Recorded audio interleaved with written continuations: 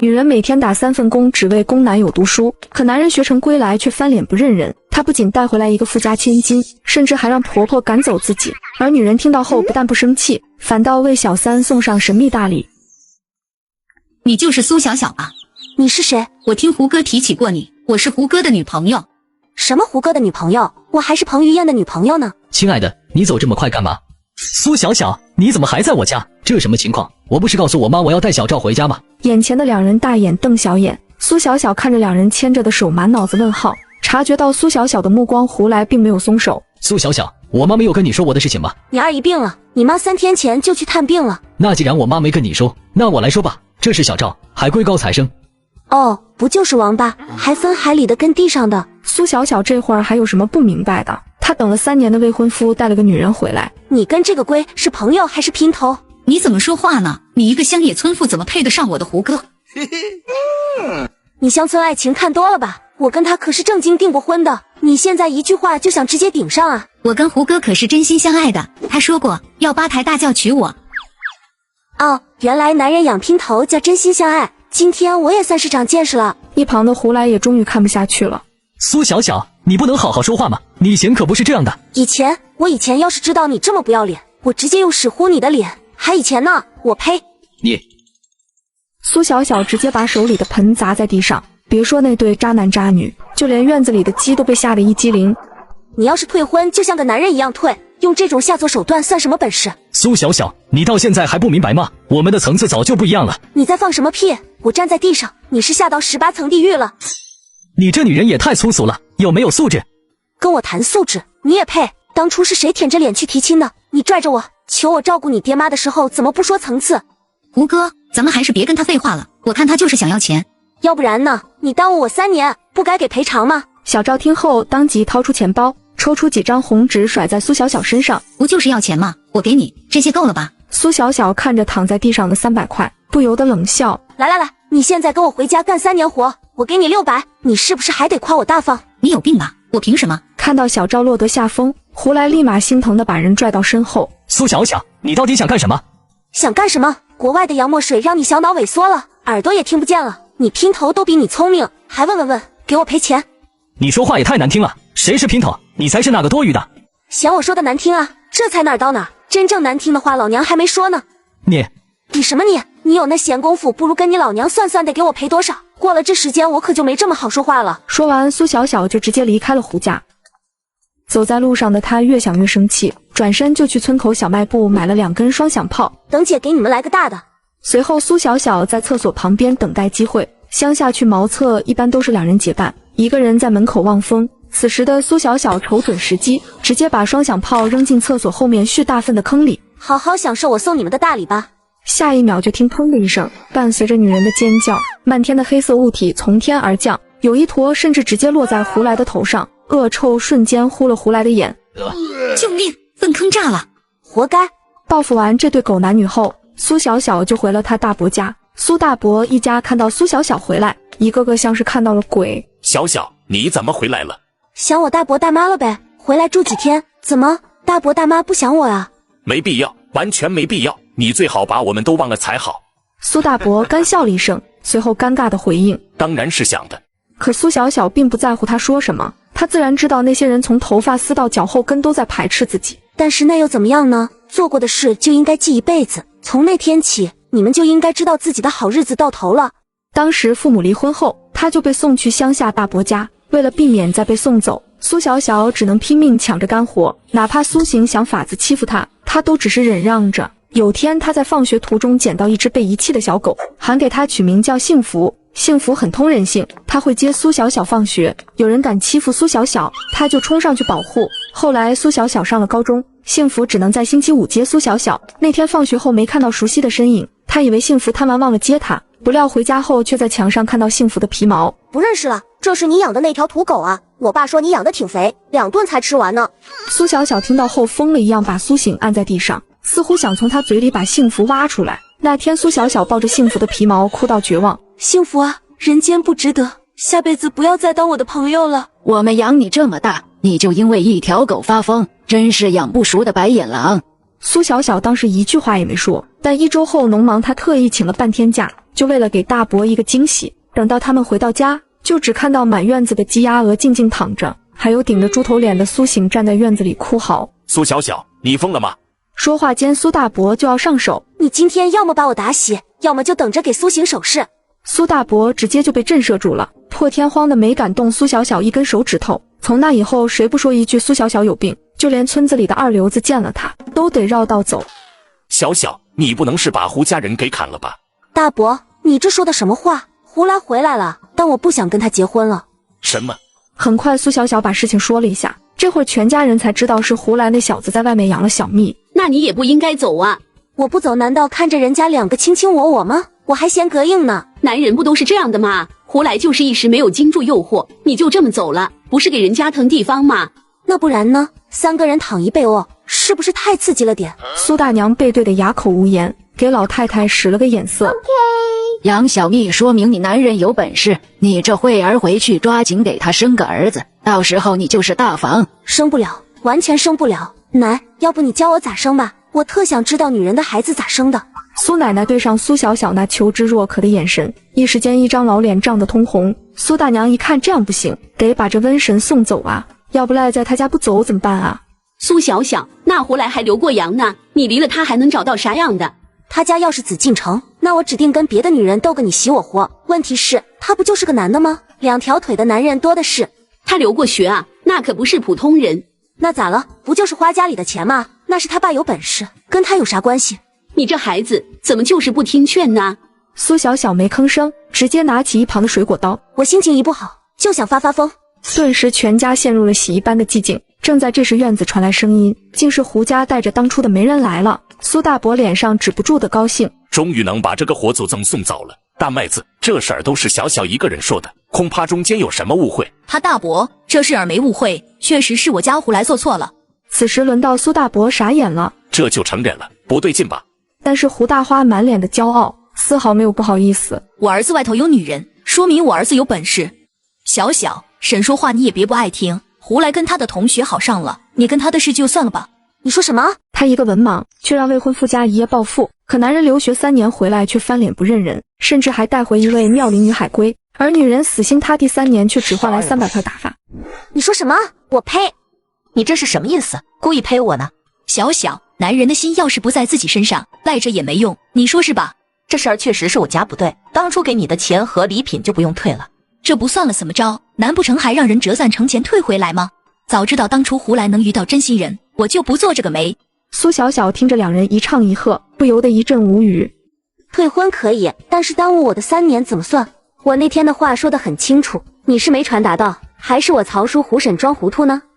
老曹，还愣着干什么？掏钱啊！小小，这钱你拿着，买点好吃的好喝的，够你花一阵子了。胡婶，什么钱啊？能让我又吃又喝还花好一阵的，不然我给你300，你去市里给我买套房吧。这是嫌少啊！胡大花一阵尴尬后，脸上又附上一抹笑，随后又抽出5张递过去。苏小小还是没接。小小，这是你曹叔胡婶给你花的，不用不好意思。曹叔胡婶的命可真贱啊！苏小小，你说什么呢？我爸妈没有对不住你的地方，你骂我就算了，你凭什么骂他们？凭什么？凭我救过他们的命。这话一出，除了曹根生和胡大花，其他人都愣住了。这话是什么意思？你出国第1个月，你爸开3轮车带你妈拉木材，车翻水沟2个小时都没人发现，是我救了他们的命。爸妈，他说的是真的吗？是真的，你妈3个月不能走路，我的腿也被压断了，动了2次大手术。苏小小，这么大的事，你为什么不跟我说？你有多大的脸啊？你问一个外人。你家里人瞒着你，那是因为你没本事。就算告诉了你，你是能翻筋斗云回来，还是你有钱拿出来救他们的命？到底是蠢货会吹牛？你什么你？救人的车我开的，医院我找的，医生我挑的，家里的活3年我干的，家具厂的事儿我做的，业务的单我接的。而你，了不起的大海龟，你在国外吃香喝辣养女人的钱，是老娘我赚的。我爸我妈出事，我真不知道。你知道什么？你屁事都不知道，你还有脸把你的姘头带回来？臭嘴一张，站着就想撵人。胡来哆嗦着嘴唇，却是一个字都没说出来。3年前，你妈还拉着我手说你家欠我2条命，这辈子都还不完。怎么你一回国就还完了？你比阎王爷还牛啊！胡大花站在一旁满是心虚。不可否认的是，苏小小说的句句属实。胡来，多便宜的2条命啊！就值800块钱是吧？我没不承认你的付出。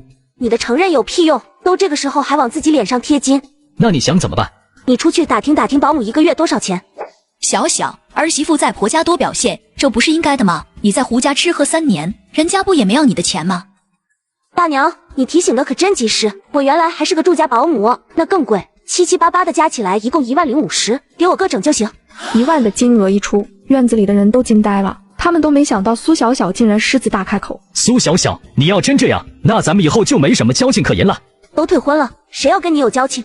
你怎么不去想？嫌我要多了是吧？你妈在厂里施压是我调停的，你爸康复花的钱你知道有多少吗？你在国外的30-40万你以为是怎么来的？你怎么好意思嫌多的？小白脸！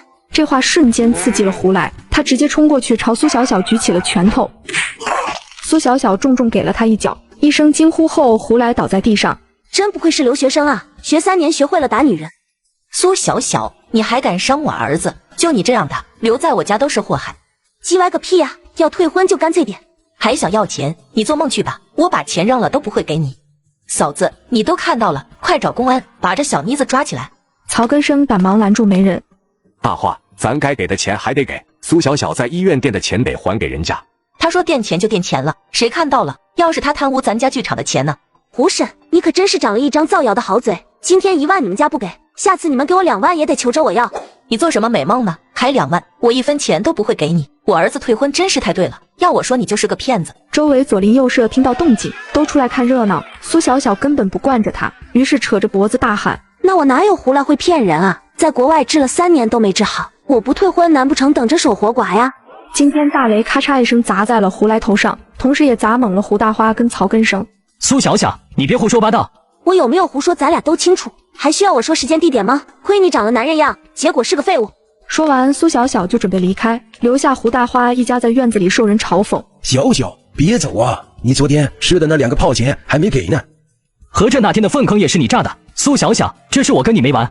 那天淋了一头粪，再加上今天又被造谣，此时的胡来都要气炸了。但是不管他跟周围人怎么解释，人家都只是敷衍的胡来指定有问题，要不咋一直解释呢？他绝对是心虚。就是，不然怎么平白无故的人家闺女就要跟他退婚？此时的曹根生忧心忡忡，这件事本来就不应该闹这么大。苏小小这3年他也看在眼里，他几乎已经是这个家的顶梁柱，1万也是他应得的。赶紧走吧，别在这丢人现眼了。这事本来就是小来不对，我怎么就招了你这么个窝囊废？你儿子被那女人造谣，就这么走了，以后他们背地里怎么说咱儿子？曹根生听后直接掉头就走了，胡大花自然不能就这么算了，于是出村的时候他逢人就说苏小小不能生，这个退婚理由就显得合理多了。回去后就发现曹根生要死不活的样子，胡大花就看不惯他这副德行，有什么话就说，也不怕被憋死，白脸子给谁看呢？曹根生还是一句话不说，就这3棍子打不出屁的性格，胡大花根本看不惯。跟你说话呢，是不是厂里的人又作妖了？以前怎么没这么多事儿？都是苏小小害的。小小先前谈的订单没了，都没了。你说什么？不是签合同了吗？怎么说不做就不做了？小小把他们付定金的日子延后了。这个坏胚子，他就是故意的，幸亏那天没给他钱。跟10几万的单子比，那几千算什么？什么？就因为他，咱厂子损失10几万？胡大花人都傻了，心里对苏小小满是记恨。这个害人精，我绝对饶不了他。话罢，胡大花直接就去厂里查账。而此时的苏小小正死乞白赖的要着钱。大伯，借我100，我保证还。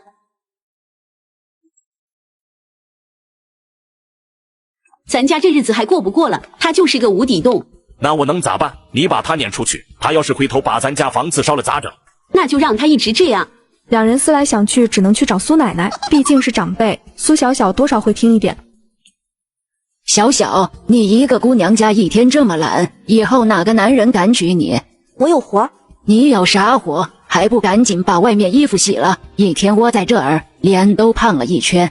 那不然呢？像你一样干巴还一脸刻薄相，不是更不好嫁吗？苏奶奶气得直哆嗦，半天说不出一个字来。就在这时，门外传来一阵哭声：大妈，我要退婚。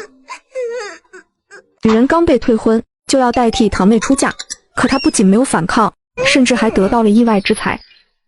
爸妈，我要退婚。为什么呀？我一个同事跟傅家住进后村，他听说傅家那儿子执行任务出事了，成了残废。真的假的？这什么时候的事儿？就前2天，我怎么能嫁给一个残废？我不嫁。要是以后别人知道我跟一个残废结了婚，那不得被笑掉大牙吗？自从苏小娟卫校毕业后，她就去当护士，寻常男人根本入不了她的眼。再加上医院的人早就听说她相亲成功，一个个都等着看呢。富家小子要是真成了残废，小娟肯定不能嫁。那会儿富家给的礼单都还在，我明天准备，退了吧。咱家没钱退。钱呢？那么大一笔钱都花了。什么？怎么隔着门都听见你们吵吵，传出去好听啊？苏大妈见苏奶奶过来，嚎着嗓子把事情说了一遍。小娟这辈子都要被她爸给害了。这就是命，我能有什么法子？我就不认命，凭什么要我嫁给残废？彩礼又不是我花的，凭啥牺牲我的幸福？苏小娟做事就要走，苏奶奶一把拽住了苏小娟。我知道你很急，但你先别急，让苏小小嫁过去不就行了？此时哭的不哭了，嚎的也不嚎了，一家人齐齐看着苏奶奶。苏小小跟胡家退婚之后，以她的名声恐怕都难嫁出去。要是她代替小娟，那所有的事儿不就都解决了？苏小小跟胡家退婚了。退了还闹翻了呢！苏小小直接狮子大开口，跟胡家要了1万的分手费，胡家能给他吗？他在胡家待了3年呢，换我也要。问题是，万一苏小小不答应呢？不答应什么？你们是不是背地里嚼我舌根了？没有，瞧你这话说的，一家人嚼谁舌根呢？我这人疑心病重，容易多想。是这样，我去年相亲找的对象，今年不想要了。你不是刚退婚吗？让给你吧。搞笑，我又不是捡垃圾的。苏小小才不信苏小娟能这么好心，从小俩人就不对付，他俩互看眼黑，谁都瞧不上谁。小娟那个对象是个当兵的，前几天出任务成残疾了。你看看，我就知道，想拿我当冤大头，想得美。你都成老大难了，有人要就不错了，你还挑3拣4。那你比我还大半岁，你不挑怎么现在都没嫁出去？老娘那是眼光高，你是嫁不出去。眼光高怎么还没嫁出去呢？你没人要，也配跟我比？哼，那你有人要怎么也没嫁出去？行了，都别吵了。老太太一出声，房间里这才安静下来。小小，那人是你大妈千挑万选的，家里都是正派人，虽然现在成了残废，可人品啥的都好，你嫁过去真不亏。人品好有什么用？人残了呀。苏小娟不想嫁，那退婚呗。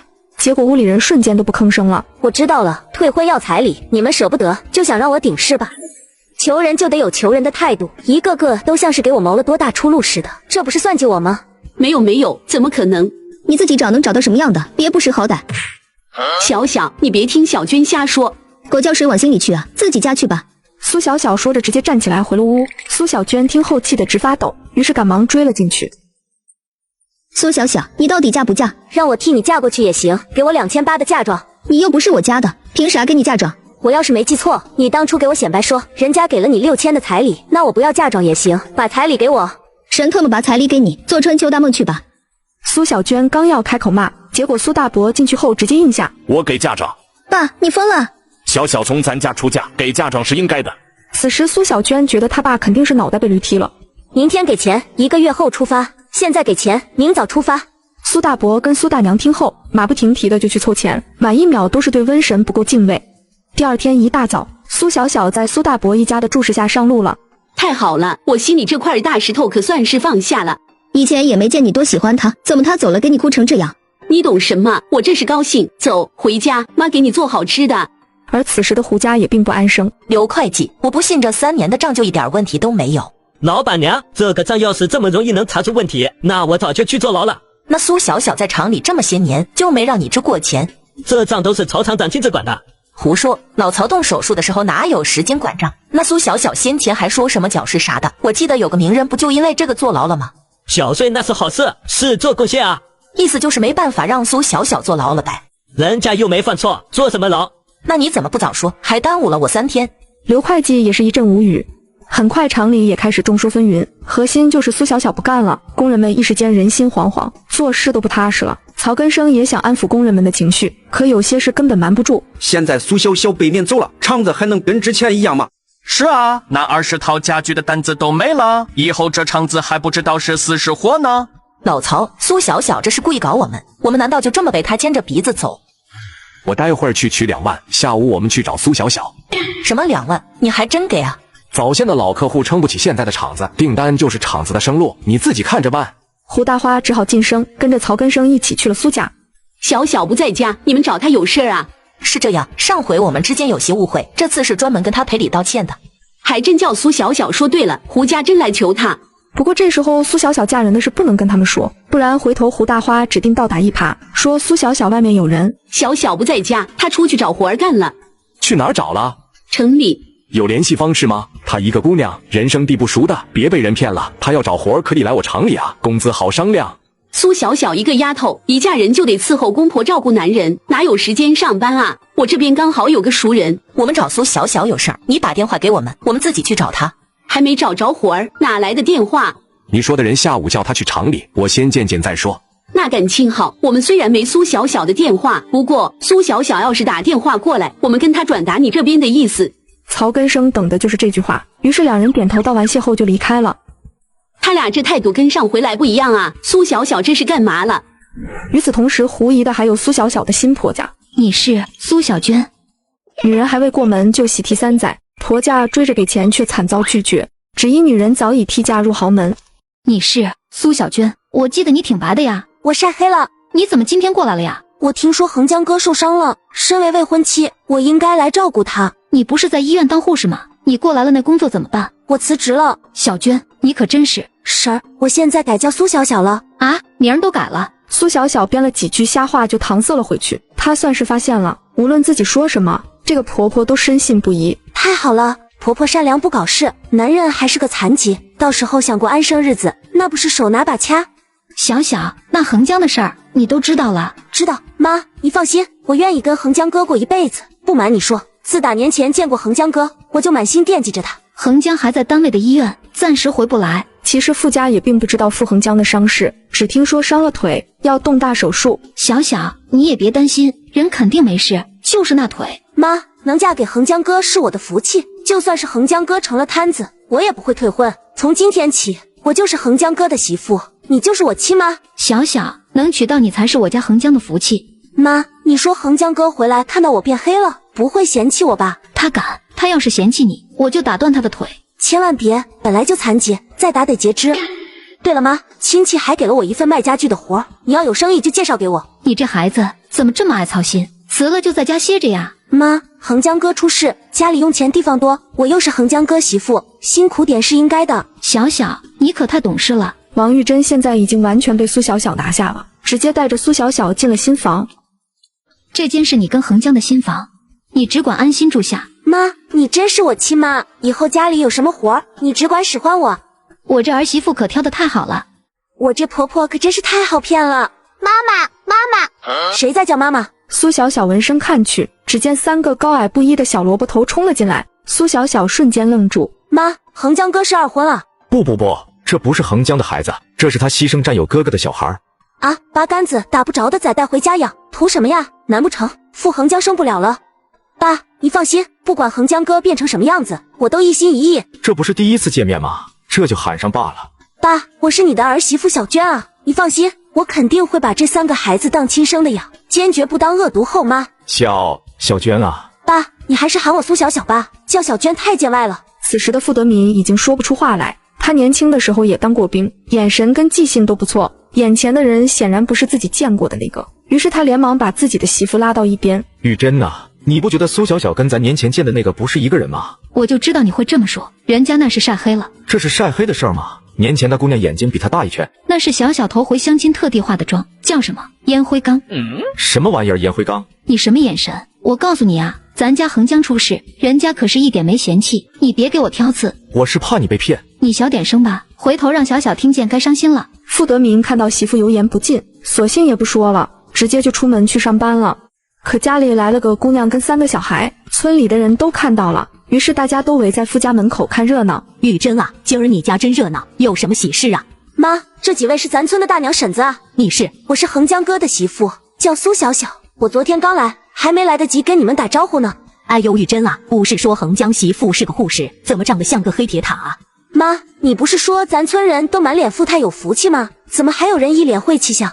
门口几个妇女一怔，不动声色地站到了另一边。你这孩子怎么说话呢？黑还不让人说了，黑可以养白，不像大娘，丑事一点办法都没有。玉珍，你这什么儿媳妇？我家小小心直口快，没坏心。哎呦，你家这儿媳妇真是不得了，横江都成残疾了，她还有心思在这儿吵吵呢。大娘好威风，自己家儿媳妇没欺负够，还上门教训别人家的儿媳妇呢。你王玉珍，你家这门我登不起。大娘，你别生气啊，我跟你开玩笑呢。老太太气得发抖，但又说不过，只能悻悻地走了。剩下几个大娘也赶紧跟着离开了。不到一个上午，村里人都知道傅家来了个厉害媳妇。这些长舌妇就是见不得人好。妈，别生气，他们就是妒忌咱家横江哥变成什么样，我都不嫌弃。小小，你真是好孩子。对了妈，这附近哪有电话可以借？我到了这儿还没跟家里报过平安。咱家就有。谢谢妈，我先用用。说完，苏小小就把电话打给了苏大伯。是我。苏小小，他家人怎么说？我公公婆婆对我可好了。那就好。对了，那天胡家还上门来找你，这是为啥？不该问的事儿别问，我今天回去一趟，让胡家人等着，不然过了这个村可就没这个店了。那我待会儿就通知胡家。你几点到？快1分钟了，挂了。死丫头，我话还没说完呢。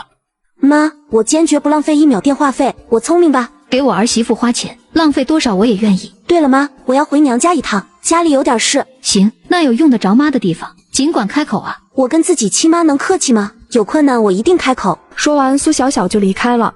等她到的时候，原本热闹的屋子瞬间安静如鸡，都聊着呢。小小，你叔跟你婶这次过来是诚心跟你赔不是的。原来上回不是诚心的，难怪我胡婶那么指着我鼻子骂呢。诚心的，都是诚心的，上回是误会。难怪我胡婶逢人就说我不生，原来是诚心让人误会我不能生啊。上回的事儿都是我不对，我跟你赔不是。胡婶别委屈自己，这都不是你了。胡大花好不容易控制的脾气，在这一刻也忍不住了。苏小小，你别太过分，我是你长辈，你还想怎么样？爱怎么样怎么样，纯浪费老娘时间。小小，叔和婶为了给你道歉，还给你准备了2万块钱。曹叔不记得我上回的话了吗？上回的1万不给，这回给2万，还得看我愿不愿意收。一旁的苏大伯听着口水都要流下来了。要是苏小小能拿到钱，那他欠我的钱是不是就能还了？小小，这是你胡叔真心给的，你就收了吧。这钱我不收。你装什么装？我必须向胡婶证明，我苏小小是个视金钱为粪土的好姑娘。说完，苏小小头也不回的离开。此时曹根生急了，不收钱不就意味着没有放过家具厂吗？小小，这钱你一定要收下。曹叔，你非要给我这钱，不是逼我当拜金女吗？你别听你胡婶乱说，这钱是你应得的，你看在曹叔的份上收下吧。曹叔的面子我一定给，那就麻烦曹叔跟我一块存银行去。行。胡大花他们就眼睁睁看着曹根生带着苏小小走了。存完钱后，曹根生跟苏小小提了订单的事。曹叔，订单的事谁都说不准，有就做，没有只能重新开发。你问我要我也变不出来。叔知道，但是厂子一下少了大订单，换谁都慌。你要是手里有单子，你早说，我肯定不会亏待你。既然这样，那我有一个想法，就是不知道叔愿不愿意合作。什么想法？这个颠婆给人送钱还张牙舞爪，然而下一秒老公就被拉去说悄悄话，谁知3言2语间全家都遭到了背刺。曹叔，胡婶一直骂曹康比不上胡来，但其实曹康脑子更聪明，得亏孩子跟着你姓曹。我又怎么会不知道？不说这个了，小小，你上一集说的那个想法是什么？是这样，曹叔，要不你这个月给我做3套家具，就按我的要求来，不过价格肯定不比之前，你要同意，我月底就来拉货。那价格能给多少？每套少20，能接受不？曹根生此时也反应过来了，苏小小这是一套抽了20块的成，可即便这样，曹根生也只能答应。行，小小，你以后有单子还早说，叔每套给你30。这事儿以后再说吧。哎，家具厂果真是离不开苏小小。你胡说什么呢？什么叫家具厂离不开他？钱都给他了，他还想怎么样？给他钱是为了让家具厂不会更坏。苏小小怎么可能把到手的订单白白送出去？那他不找我们家，还能找谁家？他就是故意拿捏你。曹根生闻言一句话都不想多说，直接就要离开。你个死鳖，又干嘛去啊？我跟你没话说。我跟你才没话说呢。胡大花说完，刚一转身，就看到小赵在不远处看着他。阿姨，没事吧？没事儿，小问题。你叔就那性格。对了，小赵，你跟我们小来的工作怎么样了？我爸已经安排好了，下个月我就能跟胡哥一起去上班，放心吧。要是早点认识你，我家小来就能去最好的高中啊，这都被苏小小耽误了。小赵是教育局副局长的闺女，刚回国就直接被安排进了局子。有小赵他爸在，那以后不得顺顺利利的啊？说不定孩子们的工作就都有着落了。对了，阿姨，刚刚你跟叔叔说厂子怎么了？这我都不想说。那个苏小小一听我家要退婚，就开始使坏，讹了我家2万不说，还把厂里单子都给退了。他凭什么？怎么还连吃带拿的？你叔就是个糊涂蛋，他说什么你叔听什么，气死我了。阿姨，苏小小要是真拿了那2万，不如咱直接找公安。这能行吗？人公安管咱们这没屁哥冷嗓子的事儿吗？阿姨，只要你一口咬定是苏小小敲诈，那就能让他坐牢，到时候不仅钱能回来，生意也能接着做。胡大花瞬间醍醐灌顶，精气神儿都回来了。这事儿不能叫你叔知道，他就是个死脑筋。等他过2天出差，我就去办这事儿。阿姨，这本来是你家的私事，现在连我这个外人都看不下去了。苏小小怎么说也在你家住了3年，怎么一点情义都不讲？不说他了，他本来就是个没心肺的东西，连你的一根头发丝都比不上。阿姨过奖了。胡大花的一番夸奖说到了小赵心里，下一秒他就喜滋滋的去找胡来了。亲爱的，刚刚我们在外面说话，你听到没？你妈还夸我来着。你这么好，我妈当然夸你，还聊什么了？聊这么久。我听说苏小小讹了你家2万。多少？真的假的？这事我怎么不知道？当然是真的。你说你爸是不是糊涂了？上赶着给欺负我们的人送钱，这不是打我们脸吗？还有那个苏小小用生意威胁你爸，这不是敲诈是什么？钱是爸主动给的，自然不是敲诈。你什么意思？你怎么跟你爸一个德行？以后我要被人欺负了，你也想着息事宁人？不是，那毕竟苏小小也当了我3年的未婚妻，这一报警传出去，我们家怎么做人？胡来，我看你就是舍不得那个黄脸婆。阿 T， 小小，一声响，2声骂，你这是得罪谁了呀？妈，可别瞧不起我，谁背后还没几个人骂了？你说是吧，小峰？我才没有骂你，那让我看看我们小崽崽有没有骂后妈。苏小小正要伸手抱小小孩的时候，朱和风过来挡在2人中间。妹妹该睡觉了。小峰，你去看妹妹，奶奶带小小妹去睡觉。不行，你们会把她卖掉的。能卖昨晚就卖了，还用等到今天呢？那万一是你们没有找到买家呢？那你看着这个，我们就趁机卖那个，我看你能看中哪个。话音刚落，朱和风眼泪就不争气的流了出来。你就是魔鬼吧，小兔崽子，小心说话，不然我变成恶毒后妈，就专门打你屁股。苏小小说完就潇洒进了城。前几天他偷偷打听到傅德民喜欢钓鱼，身为吴好儿媳妇，自然是要投其所好，于是他一进城就先去买了3根钓竿，还带了很多小崽崽爱吃的零食。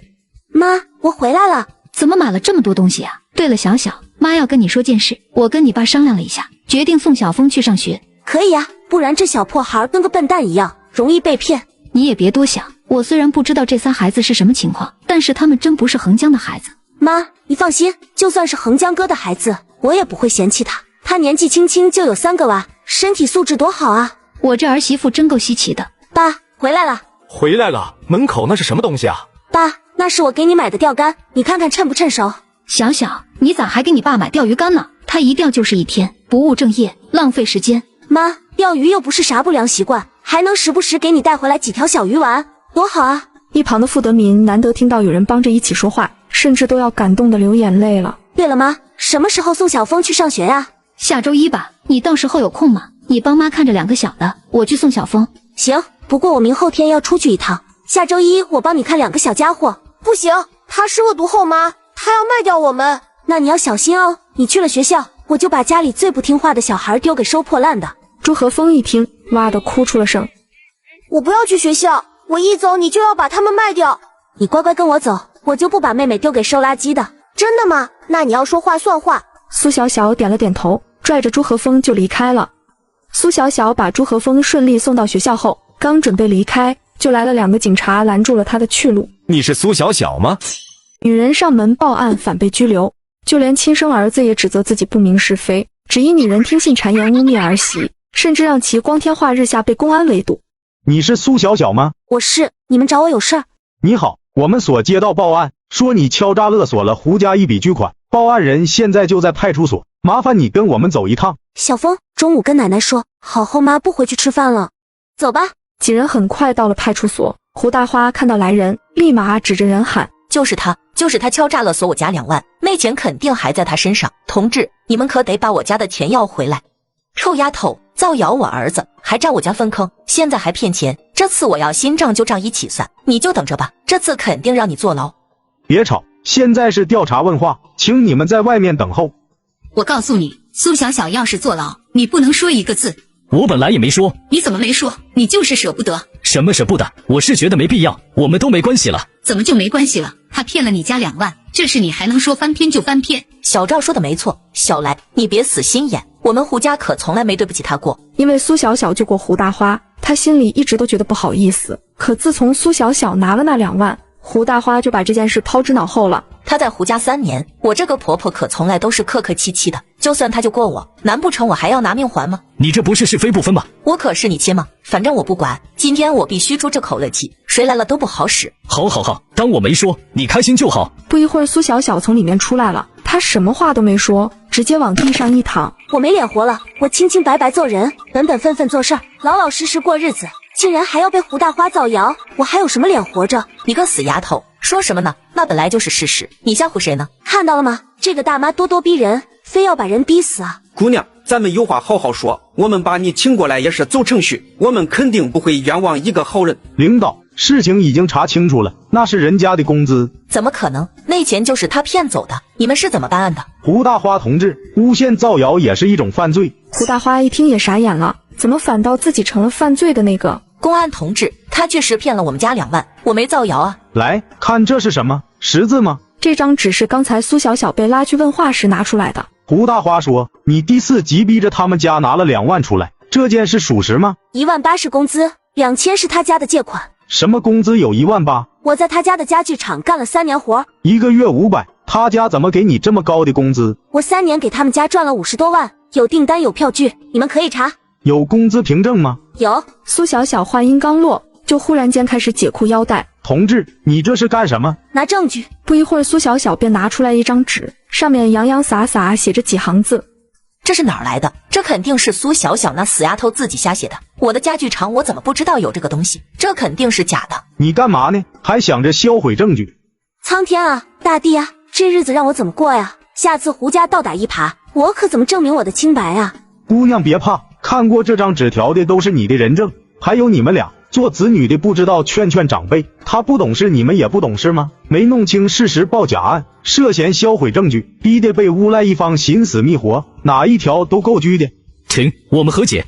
好啊，那我要求胡大花到我们村当众给我赔礼道歉，消除恶劣影响。凭什么？哎呦，我怎么头疼心口疼？好，我答应。胡家答应之余，还又额外给了苏小小500块。谁说这胡婶坏的呀？这胡婶可太棒了，得了便宜还卖乖。苏小小目的达到，大摇大摆地出了公安局，隔着大老远就看到了王玉珍跟傅德民。小小，你没事吧？我中午听小峰说你被人带走了。没事儿，就是我以前干活的家具厂欠我3年的工资，老板一次性给了我，老板娘不乐意了，还污蔑我敲诈勒索。他家是不是有什么大病？这不是正常发工资吗？是谁乱造谣？妈给你出气。就是那个老太婆。恰好这时胡家3人从里面出来，王玉珍当即顺着苏小小指的方向走过去。就是你败坏我家小小名声是吧？嘴怎么那么臭呢？你谁呀？你管我是谁呢？你欺负我们家小小，我跟你拼了！胡来见状就要去拉架，苏小小抢先一步。你还是男人吗？女人打架关你什么事儿？起开！几人瞬间扭打在一起，于是刚出派出所没多久的几人又重新进去了。哟，来了啊，随便坐。公安同志，这个女人无缘无故冲上来打人。这是我妈，你无缘无故造谣，你还有理了？那也是你们先动手的。最后由于2家都动手了，但双方都很头铁，都不想道歉，于是这事儿就这么算了。他们算了，那我呢？我被这个死女人打了好几巴掌。你不也动手了？但是我打不过呀。打不过你怪谁？动手一律按互殴算。凭什么？苏小小才不想理这个尖叫鸡，于是她带着公公婆婆就先离开了。此时冷静下来的王玉珍也发现了不对劲。小小，你之前不是在医院当护士吗？你还在家具厂有副业呀？妈，就是因为我在县医院上班，人缘好，才有这么多客户的。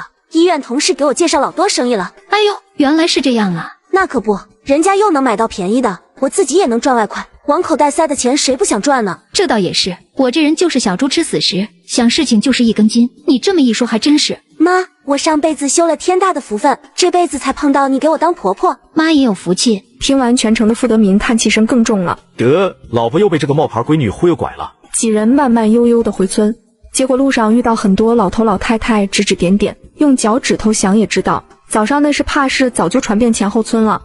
哎呦，玉珍得名啊！我一大早就听说你家儿媳妇被公安抓了，出啥事儿了？三婶子，没有的事儿，别人瞎传呢。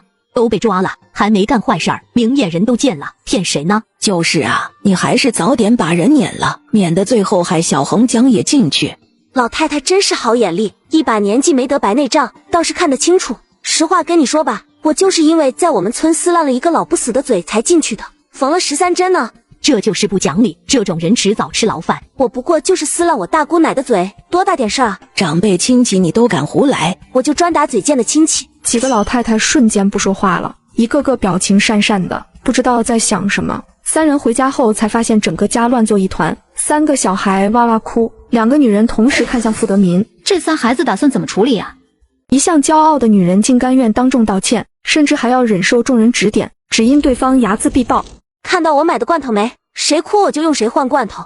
我就知道你是个坏人，我早上看到你被帽子叔叔抓走了。小屁孩，你眼神挺好啊，我就是坏人，等会儿就把小崽子卖了换罐头。你这个恶毒后妈，我要跟你拼了。小小，好了，你不要老吓唬小孩，都不认我当妈，我可不惯着他们。这倒是，小小头回上门就喊妈，小嘴多甜呐。其实王玉珍一直以来都心思单纯，当年没人上门说傅家有多好，王玉珍深信不疑，结果嫁进门才发现家徒四壁。不过这仨小孩怎么办呀？医院那边也一直没给信，要不咱再坚持2天吧。行，反正这几个小家伙在家里也挺热闹。不过横江那边也没消息吗？没有，就只提了一嘴，手术很顺利。傅德民说这话时有些心虚，手术是很顺利，可人却一直昏迷着。没一会儿家里来了2个人。傅老板，听说你家儿媳妇被抓走了，犯啥事了？横江还没回来吗？他现在成残疾了，部队也不好带吧？你可少说2句吧。苏小小好歹是个健全人，把他撵走了，横江以后怕是娶不上媳妇儿了。真是可惜，以前横江可是咱村最有出息的，你瞧瞧现在，要我说他就不该参军，你说对吧，傅老板？傅德民人狠话不多，直接上前给了那人2脚。长毛，我看你今天是想吃屎了吧？嘴上没把门的东西，你凭什么打我？我打的就是你，狗东西！你在胡说八道，我见你一次打你一次。傅老板生什么气啊？开不起玩笑啊！横江媳妇长这么漂亮，被抓走那肯定事儿不小。哪里来的野狗，张嘴就喷粪，长了一身毛就到人家门口乱叫。你是山上没进化全的猴子吧？从哪儿来滚回哪儿去，再胡说八道，我给你贴灵盖掀了。此时的长毛大叔犹如丧家之犬，一溜烟跑了。爸，以后想看猴，我带你跟妈去动物园，咱不看这野生的。就是只会幸灾乐祸的东西。我家小小就是厉害，我早就想骂那狗东西了。妈，那下回我把人带过来，你直接指着他鼻子骂。大可不必，这个还是算了。几人调笑间，外面传来浩浩荡荡的人声。苏小小同志，我们来了。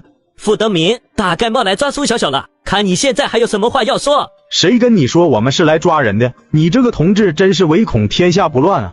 乡亲们，事情是这样的，这位胡同志造成了大家对苏小小同志的一些误会，不过经过教育，他已经充分认识到了自己的错误，今天来就是特意消除误会，恢复苏同志的名誉。胡大花不情不愿地在众人注视下走过去，在苏小小旁边小声说了句对不起。大点声，胡婶来之前没吃饭吗？乡亲们跟着你过来，好歹让人家听到你声音啊。对不住了。你对不住我啥？我不该乱说你拿了我家的钱。那我拿你家的钱了吗？拿了。帽子叔叔他冤枉我。我哪儿冤枉你了？你不就这么问的吗？我怎么问了？我什么时候拿过你家钱？那是我的工资，是我应得的，道歉都不好好道，你安的什么心？对，那是你的工资，我跟你赔不是，我是真心来道歉的，希望你原谅。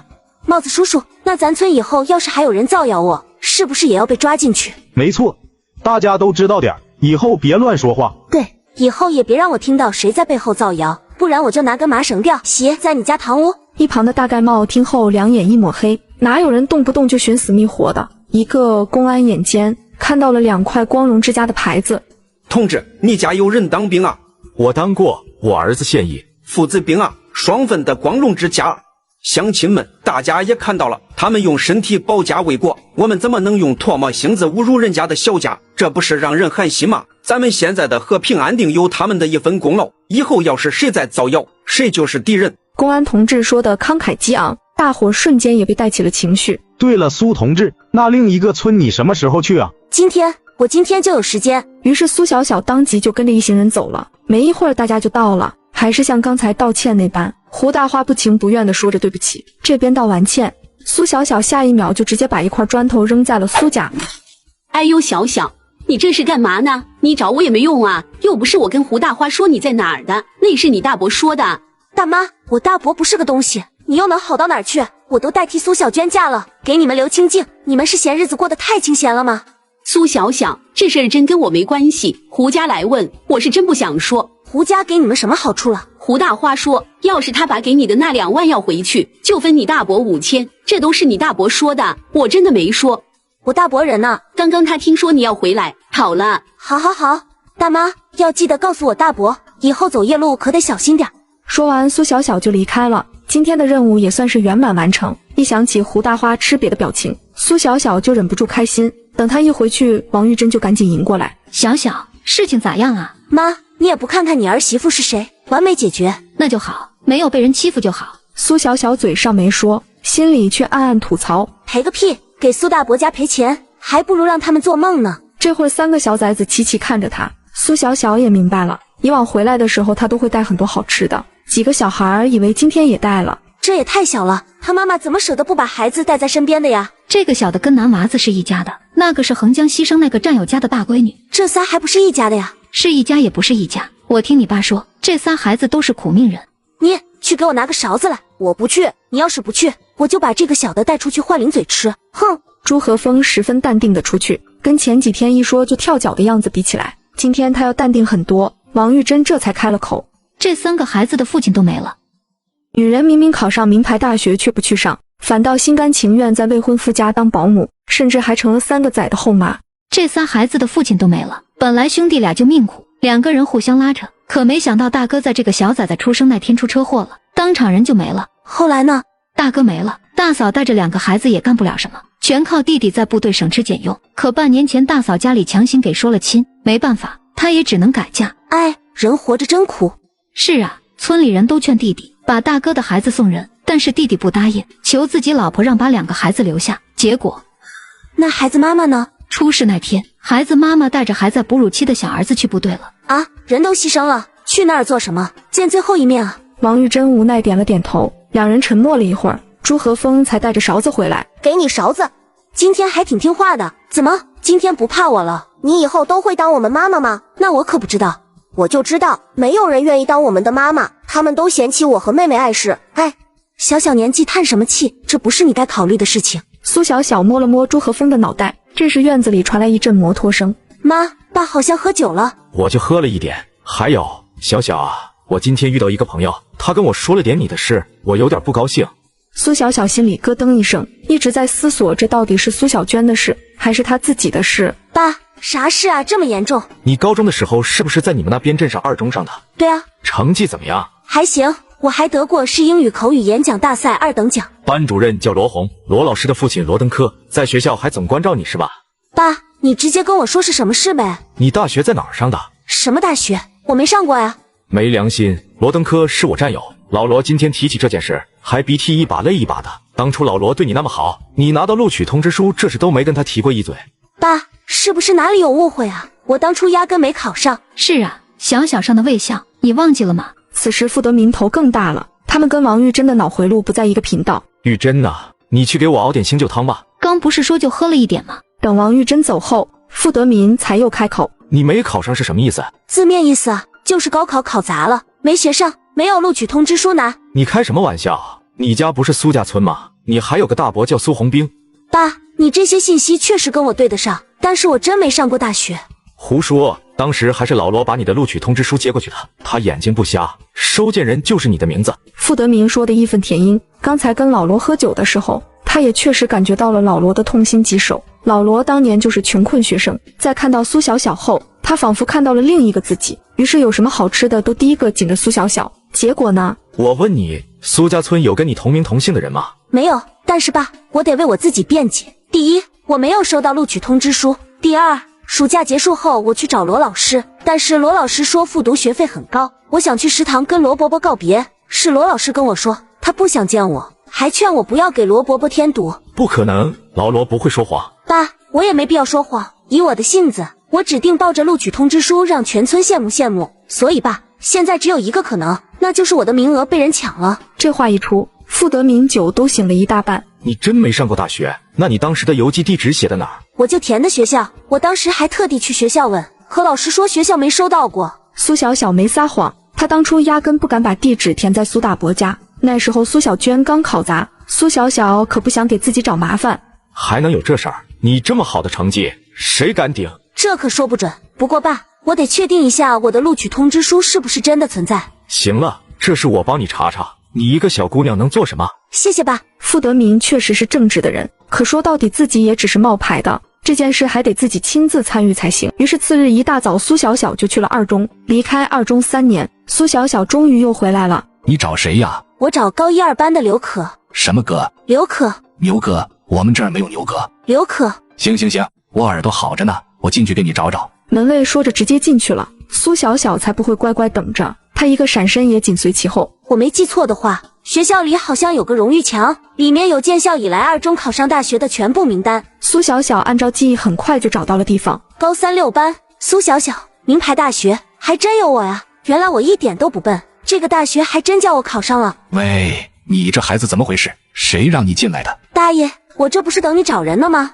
顺便看看学校荣誉墙。什么找人？这学校压根没你说的那号人。不对啊，这不是一中高1、2班吗？这是二中，学校都没整明白找啥人啊。大爷，不好意思啊，主要我以前就是从这儿毕业的，光荣榜上还有我名呢。那个高3、6班苏小小。哟，高3、6班的呀？对啊，我们班主任叫罗红，罗老师，你总认识吧？他呀，你早说，人家现在可不得了，早就不是普通老师了。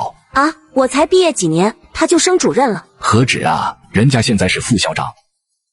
何止啊，人家现在可是副校长呢，他就是3年前升的官，连升2级。这速度坐摩托车也赶不上啊。那可不，可厉害着呢。那管食堂的罗主任呢？也调走了吗？没走，人家退伍兵出身，比罗老师可踏实多了。这么一说，苏小小就明白了，罗红显然是拿自己当了跳板。苏小小没再多待，她直接回了傅家。小小，怎么今天回来这么迟啊？没出什么事吧？没事，就是顺便回我母校看了看。我今天找朋友帮我打听了，这3年里考上那所大学的只有2个，除了你，还有一个3中的男孩。爸，我打算明天去这个学校找找，看到底是什么人这么喜欢我的身份。要是实在不行就回来，我们再想别的办法。好嘞，谢谢爸。第二天一大早，苏小小在商店买了照相机，顺路就到了那所学校。同志你好，我有个事儿想请教一下你。什么事儿？是这样，我是外地来的，2年前你们学校的学生救过我，我特别希望能当面感谢他，这是感谢信。苏小小把自己早就准备好的感谢信递了过去，保安此时也变得一脸严肃。那你知道那个学生是哪个学院的吗？我就只知道她是个女生，叫苏小小。当时我问她学院年级，她不肯说。那行，你先在这儿等会儿，我要汇报领导。那真是太感谢了。不一会儿，那个保安就带着领导过来了。同志你好，我听说你是特意来表扬我们的学生的，你放心，我们一定会想办法找到他的。真的吗？那真是太感谢你们了。于是领导的一句话，就让各个院系负责人开始分头调取学生名单，人多力量大。没多久，一个主任就把消息带了过来。我们财经学院有一个叫苏小小的，不过他3年前就已经毕业了。哎呦，这么不凑巧啊？那我岂不是再也见不到我的救命恩人了？毕业的学生，我们确实没法找，抱歉，可能帮不到你了。实际上，领导的心里也难受，毕竟他们已经把电视台的人都请来了，还想着学校能出个正能量新闻呢。不过正好，我们把电视台的人都找来了，要不干脆你发个寻人启事。苏小小连连答应。随后一行人找了一处地方，苏小小在面对记者问话时，那叫一个对答如流，听的人都有些身临其境。最后临走时，苏小小还留了傅家的电话号码。等苏小小回到家，已经是第2天了。你事情办得咋样了？你爸还念叨说不知道你能不能进去呢。这有什么难的？我还见着领导了呢，就是没找着人。那怎么办呢？没事，当时学校还找了电视台的，总会有消息的。果不其然，电视台那边终于有了消息。你好，我是方圆。怎么说？我要找的人找到了吗？你老实跟我说，你寻人这事儿到底是真的还是假的？方记者，你采访都做了，怎么还怀疑人呢？其实也不怪方圆怀疑，那天他把这个采访稿交回后，上面领导当即让他撤回，还说什么真实性有待考察。很奇怪，这本来是一件正能量的事，不知道为什么还引来领导亲自要求撤稿。那你大领导挺厉害，一眼就看穿了我的阴谋诡计。你什么意思？这件事是假的，你耍我们？找人是真的，不过我要找的是替我学籍的人。那你也不能骗人啊！我做新闻的，最关键的就是要实话实说。我这也是没办法，我去找过了，3年前入学的人，他们跟我说今年毕业，这不是开玩笑吗？你不会是得罪什么人了吧？我无父无母，自幼寄人篱下。再说了，我3年前是学生，能得罪谁？方圆听后深深叹了口气，可他还是不得不劝阻。我实话跟你说，我之前接到过被人顶替大学名额的事，你要是没有人撑腰，那你什么都做不了。所以像你这样的记者也没办法，你还是好好过生活吧，别折腾这些事了。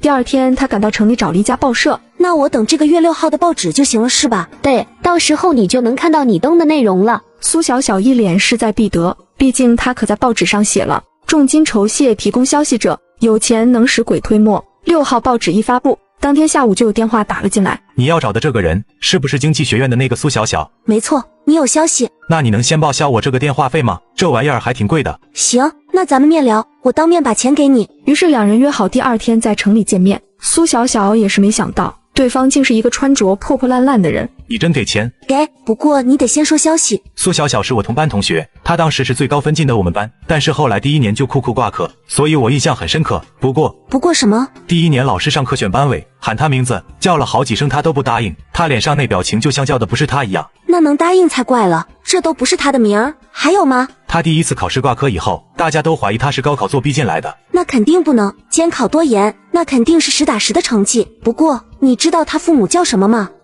对了，知道她父母叫什么吗？不知道，不过我打听到我们班上那个苏小小改过名。她原来叫啥？赵红霞，据说是高考完突然就改名了。那你知道她原来是哪个高中的吗？这个我就不知道了。3问2不知，给你100得了。那我下回打听到消息还能来找你吗？你要是有那个本事，那这钱都给你赚。对了，你叫啥？易健康。这名挺好，听着就健康。随后苏小小就直接离开了，他还顺路去了那家报社，这次依旧登寻人启事，他直接把赵红霞的大名写了上去。大妹子，还没找到人啊？你光这2趟可是花不少钱呢，要不天底下就属我有良心呢，我一定得亲自感谢人家。苏小小说的义愤填膺，不过这次的广告位刊登出去，多了不少给他打电话的人，虽然大多数都是冲着高额赏金来的。苏小小第一个见的就是一个老头。姑娘，你要找的这人我知道啊，就我们村头那个爱说3道4的赵红霞。老东西，开口臭味熏死人，脸上褶子夹死苍蝇，还敢靠老娘这么近？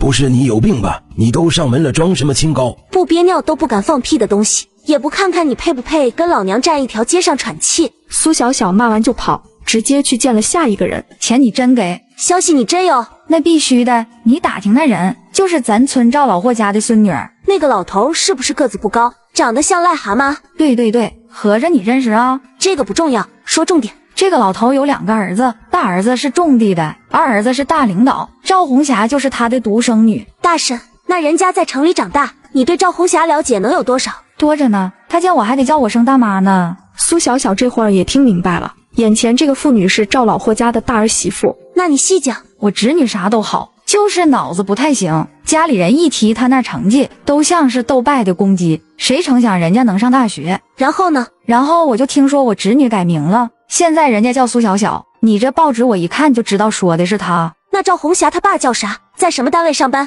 叫赵景壮，在教育局上班，不过就是个副的，说是今年转正。苏小小沉默了一瞬，那个妇女又开了口。姑娘，那我这消息能给多少啊？100，你要是再有消息，我就再给你100。你可不能骗我啊！100都给你了，咋可能骗你？苏小小说完，又在周围转了转，准备离开时，他听到不远处的巷子里传来那个妇女的声音：“这咋可能骗人？人家都给了100。”妈，我跟你说，你别不听，被人骗了可就晚了。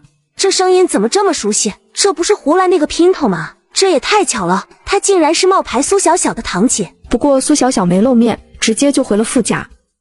教育局的，怪不得能耐这么大。爸，那我要是干点啥，不会影响咱家吧？那就有本事让他们把这东西摘了。再说，咱们也就是想讨回公道。不过咱到底是平头百姓，得罪不起人家。哼，每年到咱家慰问的领导也不在少数，咱不怕他。爸，你可真是我亲爸，以后你跟妈还有横江哥的养老问题完全不用担心，我给你们养老送终。这话怎么好像听着不像好话呢？不过得到更详细信息的苏小小，隔天又去登了一次报，重赏之下电话也越打越多。苏小小又联系到了上次那个妇女，有什么新消息了？我听人说我那侄女儿，也就是赵红霞，她顶了别人的学籍。婶子，这事儿可不行乱说啊，败坏人姑娘名声。我可没乱说，高考完就改名，这一看就不对劲，你也别不信，这是早上我男人跟我说的。那你怎么上次没告诉我？那是因为我当时觉得这种事还是别往外传的好，不过我看你这次奖金也多了。苏小小也更加坚定了一件事，有钱能使鬼推磨，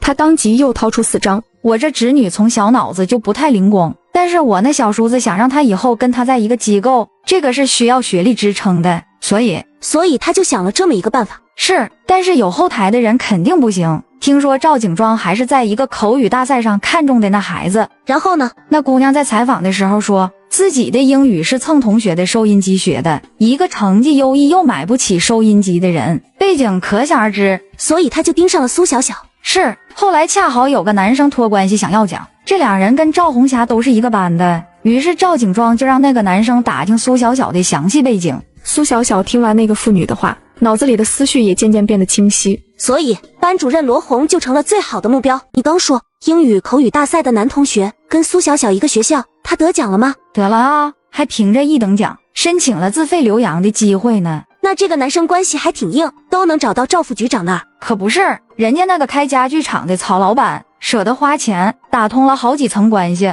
据说还是个上门女婿。这么明显的特征，不是曹根生还是谁？何秀娥又接着说，实话跟你说，那个真的苏小小现在都不知道有多倒霉。怎么倒霉了？我那小叔子怕这事败露，还特意跟那姑娘的班主任串通好，不让她去复读。这件事苏小小没想到，高中3年里罗老师对她很好，自己的温饱也全靠罗老师帮忙解决。那确实挺倒霉的，怪不得我当时要去复读，罗红还劝我别去，那是因为我的学籍已经被转走了吧？这算啥？问题是她婆家都在算计她。怎么说？姓曹的为了把这姑娘困在乡下，就让自己亲儿子提亲，反正人家要去留洋，他们就用婚事把人拴着。婶子，这些事不可能是你小叔子说的吧？这是我闺女说的。苏小小想起那日在巷子里见到的小赵，何秀娥本想忍住，但又想显摆闺女找了有本事的对象。其实我闺女就是曹老板儿子的对象，当时怕他家不同意，我小叔子就跟曹老板说那是他大闺女。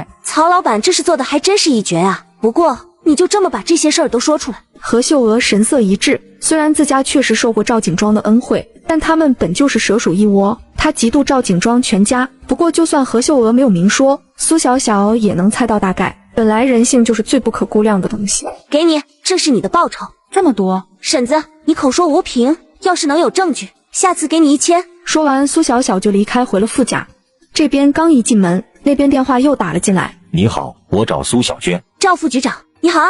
我该叫你苏小小吧？要不是还有户口本能证明我是谁，我现在应该是无名氏。如果你愿意的话，我可以给你补偿。要是你跟曹老板通过电话，那你应该知道，我这人最爱狮子大张口。5000。赵副局长原来这么小气啊！你女儿的前途只值5000吗？那你报个价。10万。赵景庄在电话那边一愣，他也没想到苏小小这么敢说。苏小小，我希望我们好好商量，你也别耗尽我的耐心。人活一口气，佛争一炷香。你挖了我家祖坟，还掐我祖宗坟头青烟，没诚意别来沾边。3万。15万。那头电话瞬间就被挂了。赵景庄此时一脸菜色，而这边的苏小小第2天照例出去了，不过这次是生意上的事儿。他先是一家家联系了以前曹家家具厂的老客户，随后又找了一个木材厂。大爷，我又不是第一次来，咱们也知根知底，我既然敢开口，那我就敢买。我知道你大老远过来，肯定也是诚心想买，不过你这一次要这么多，确实有些难为人。大爷，你是离我家最近的木材厂，但可不是唯一的，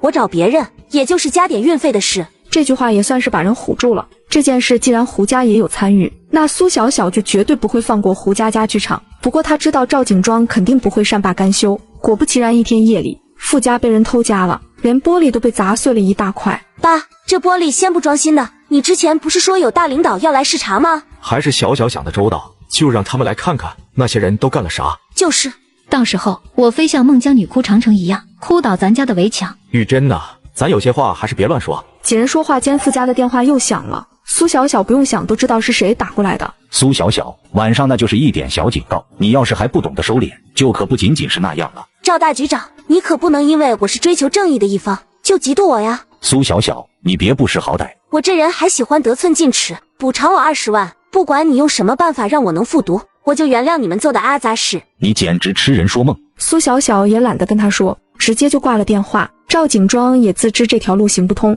又打听了一番，这才得知苏小小是傅家儿媳妇。乡下地方不都说婆媳难处吗？那我把老的搞定，这小的还不乖乖就范。于是没过2天，傅家突然来了客人，是王玉珍还没结婚时关系很好的朋友。小茹，你怎么有空过来啊？你不是跟你男人在城里做大生意吗？玉珍啦，这么些年没见，突然今天就特别想你，就来看看你。是，咱们都有好些年没见了。可不是吗？听说你都有儿媳了，还是自己上门的？对呀，我家闺女出嫁，儿子又当兵，还多亏了儿媳妇来陪我们。不是，你儿媳妇跟你儿子结婚了？没结婚呢，不过儿媳妇是我儿子亲自选的人，不知道有多好呢。玉珍呐，没结婚的姑娘主动上门，多不吉利啊！你知道为啥你家有人来闹事不？就是因为他在外头胡说，遭报复了。你这趟来，不会是专门挑拨离间的吧？不是玉珍，我哪敢说你儿媳妇不好啊，我就是好心提醒你，做缺德事才会遭报应。我家儿媳妇可是顶顶好的人。玉珍，我不是那意思，我也是听人胡说，你别生气。这时苏小小也从屋里走出来，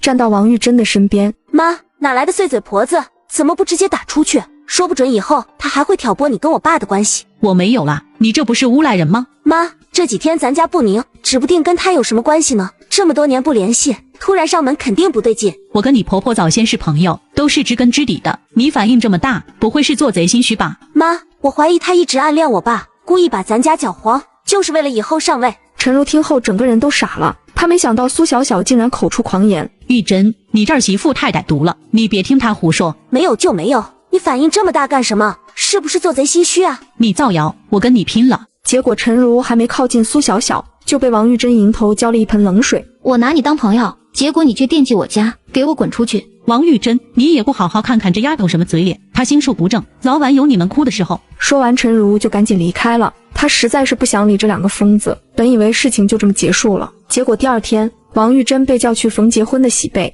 但是没过多久她就回来了。妈，你怎么这么早就回来了？那群人当着我的面就说未婚姑娘上门不检点，这不是点我吗？小小，妈带你妈嫁去。苏小小当机立断就跟着王玉珍去了。这会儿院子里站了好几个妇女，说说笑笑，不知道聊些什么。刚刚是哪位冰清玉洁，头顶圣光的圣姑，当着我妈的面说我不知廉耻，没有家教的。你是谁家姑娘啊？怎么气性这么大？就是你啊，敢当着我妈的面说我坏话，看我锤不烂你！说着，苏小小就哐哐给了那女人2拳，其他人甚至都没有反应过来。以后要是谁还敢在我妈面前胡说八道，我就见你一次打你一次。主人家看见这阵仗也差点吓尿，连忙给苏小小他们道歉。玉珍啊，我真不是故意的，我这亲戚也是前几天说好要来，恰好就撞上了，真不是故意的。那可真巧，偏我这2天被人盯上，你家就来人了。苏小小也不惯着他们，他向来就是有什么说什么。这边的赵景庄也很快收到了消息，可把他给气坏了。不过他不会善罢甘休，既然从婆婆这儿没法入手，那就从公公这儿来，正好借着谈生意的幌子，赵景庄也找人给傅德民吹起了耳旁风。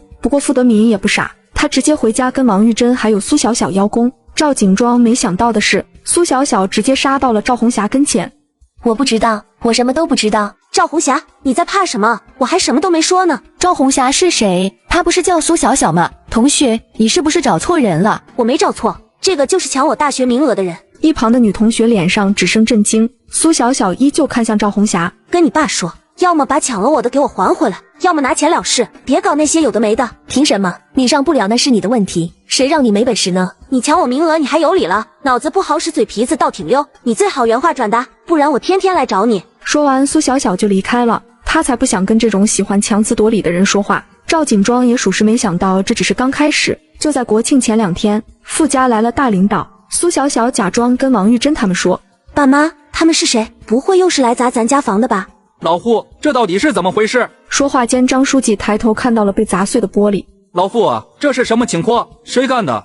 张书记，这事儿怪不得别人，是我儿媳妇得罪了不该得罪的人。你只管说，我倒要看看是哪个吃了雄心豹子胆。傅德民无奈之下，就把苏小小大学名额被占的事情和盘托出。岂有此理！这群人真是胆大妄为。老傅，你可知道对方是什么人？听说是县教育局2把手，姓赵。老乔，你回去就成立调查组，我倒要看看他能不能只手遮天。几位领导又关心了几句后才离开。不得不说，领导介入后事情快了不少。这边赵景庄他们就听到了风声，赵局，红霞的事上头开始调查了。不可能，绝对不可能！这么大的事我骗你干嘛？下午人家已经去了红霞的高中，这么大的事我应该第一个知道啊！你别说，这群人没通知任何人，直接就到了学校。你马上去通知罗红，让他去求他爸。我记得他爸对苏小小不错，让他爸去找苏小小。曹根生离开家后就果断去找了罗红，把这件事跟他说了。罗红果然慌了，怎么可能？这都3年前的事了，他们能查出什么来？人家就是搞突然袭击，让你没办法做准备，苏小小一个孤女，她哪来这么大的本事？现在说这些也没用，你让你爸去求苏小小，这是现在唯一的办法。罗红听后没有思考，直接就去找罗登科。这会儿罗登科正在家里悠闲坐着。闺女，你咋这时候回来了？谁成想罗红直接跪下了。爸，你可得帮帮我。咋了？是不是你男人欺负你了？我今天非打断他的腿。爸，不是，是我工作的事儿。他沉默了半晌，才把苏小小的事全都说了。罗登科没忍住，直接给了闺女一巴掌。你怎么能这么缺德？你毁了人孩子的一生。爸，我知道错了，求你帮帮我，我好不容易走到今天的，我不能把我的事业毁了。我怎么帮你？你现在还要拉上你爸，你全家踩他一脚，你还是人吗？爸，我求你了，只要你让他不追究，我把这3年的工资都给他。谁稀罕你的工资？你给我滚！我没你这个女儿。结果罗红哭得撕心裂肺，跪着就是不起来。当妈的最看不得这个。老罗，你不是说苏小小的公公是你老同学吗？我这辈子没求过你，你就帮帮女儿吧。我去还不行吗？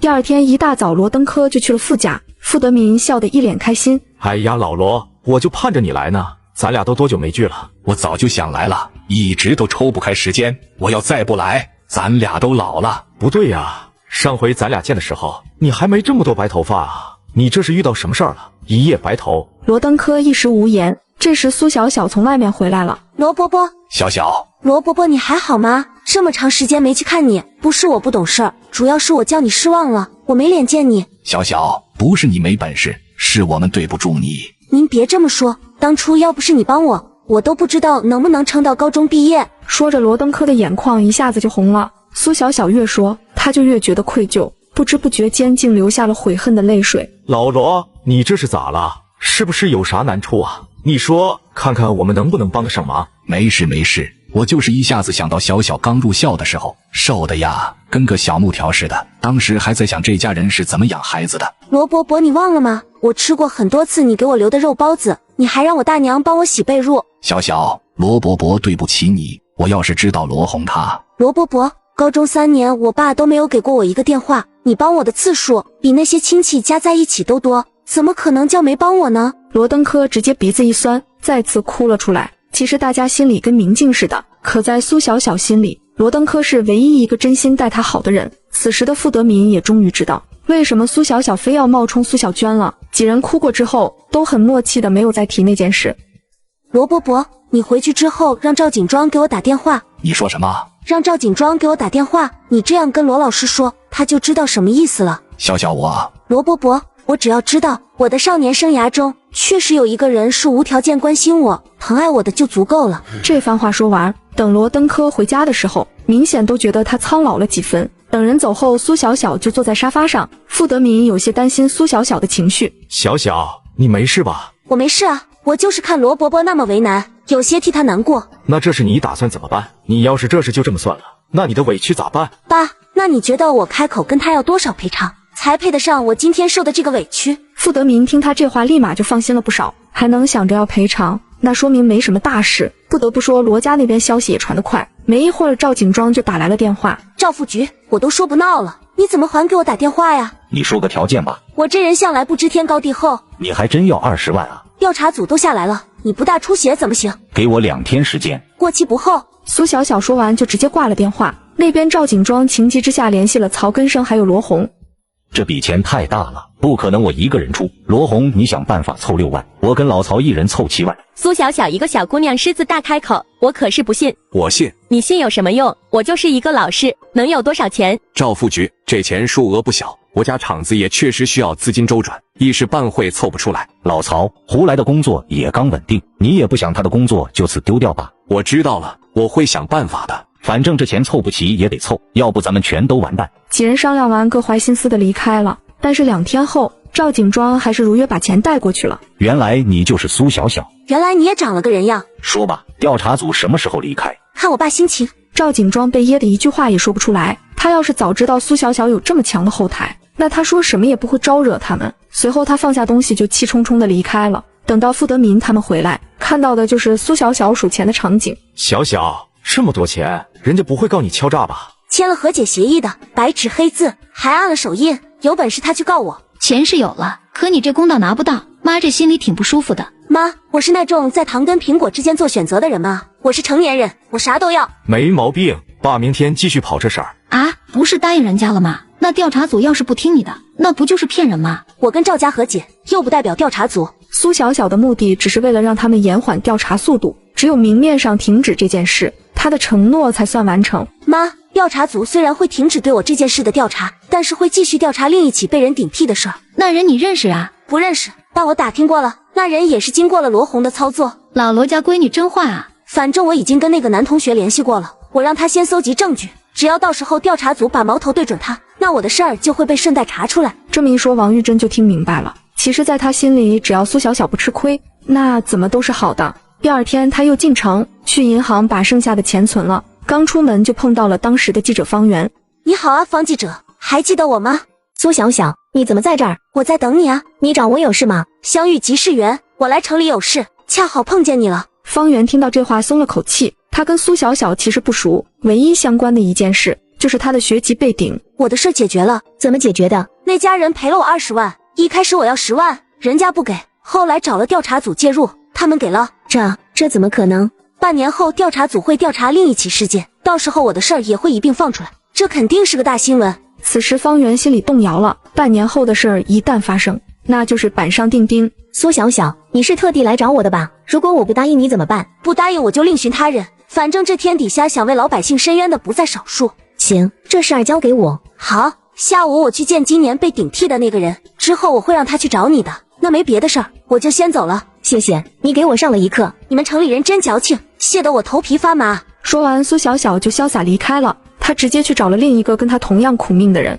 于小亮，你是苏小小？是的，先说正事，你知道抢你学籍的叫什么吗？叫丁向东，是我高中同学，但是我跟他不熟。那个时候，于小亮一门心思奔着考大学，结果高考后，所有人都收到了录取通知书，只有他没有。他为此还特意去找了罗红。罗老师是不是还跟你说，人生有很多条路可以走？是不是还说学费很贵，与其给家里增加负担，不如赚钱分担压力之类的话？你怎么知道？因为这些话他也同样对我说过。我们与其怨天尤人，不如好好想想怎么收拾那群王八蛋。对，我绝对不会放过他们。明天吧，你去找一个叫方圆的女记者，到时候你把你知道的如实告诉她，但这事急不得，你不能四处宣扬。那除了这个，我还能做什么？工作赚钱，学习知识，等事情解决之后，你估计有机会直接跟着学籍上大学，实在不行，顶多就是学籍被退，重新考一次。你就这么确定我的事儿能解决？我能找到你，就说明这不是你一个人的事儿，加上我的这事儿，就必须能解决。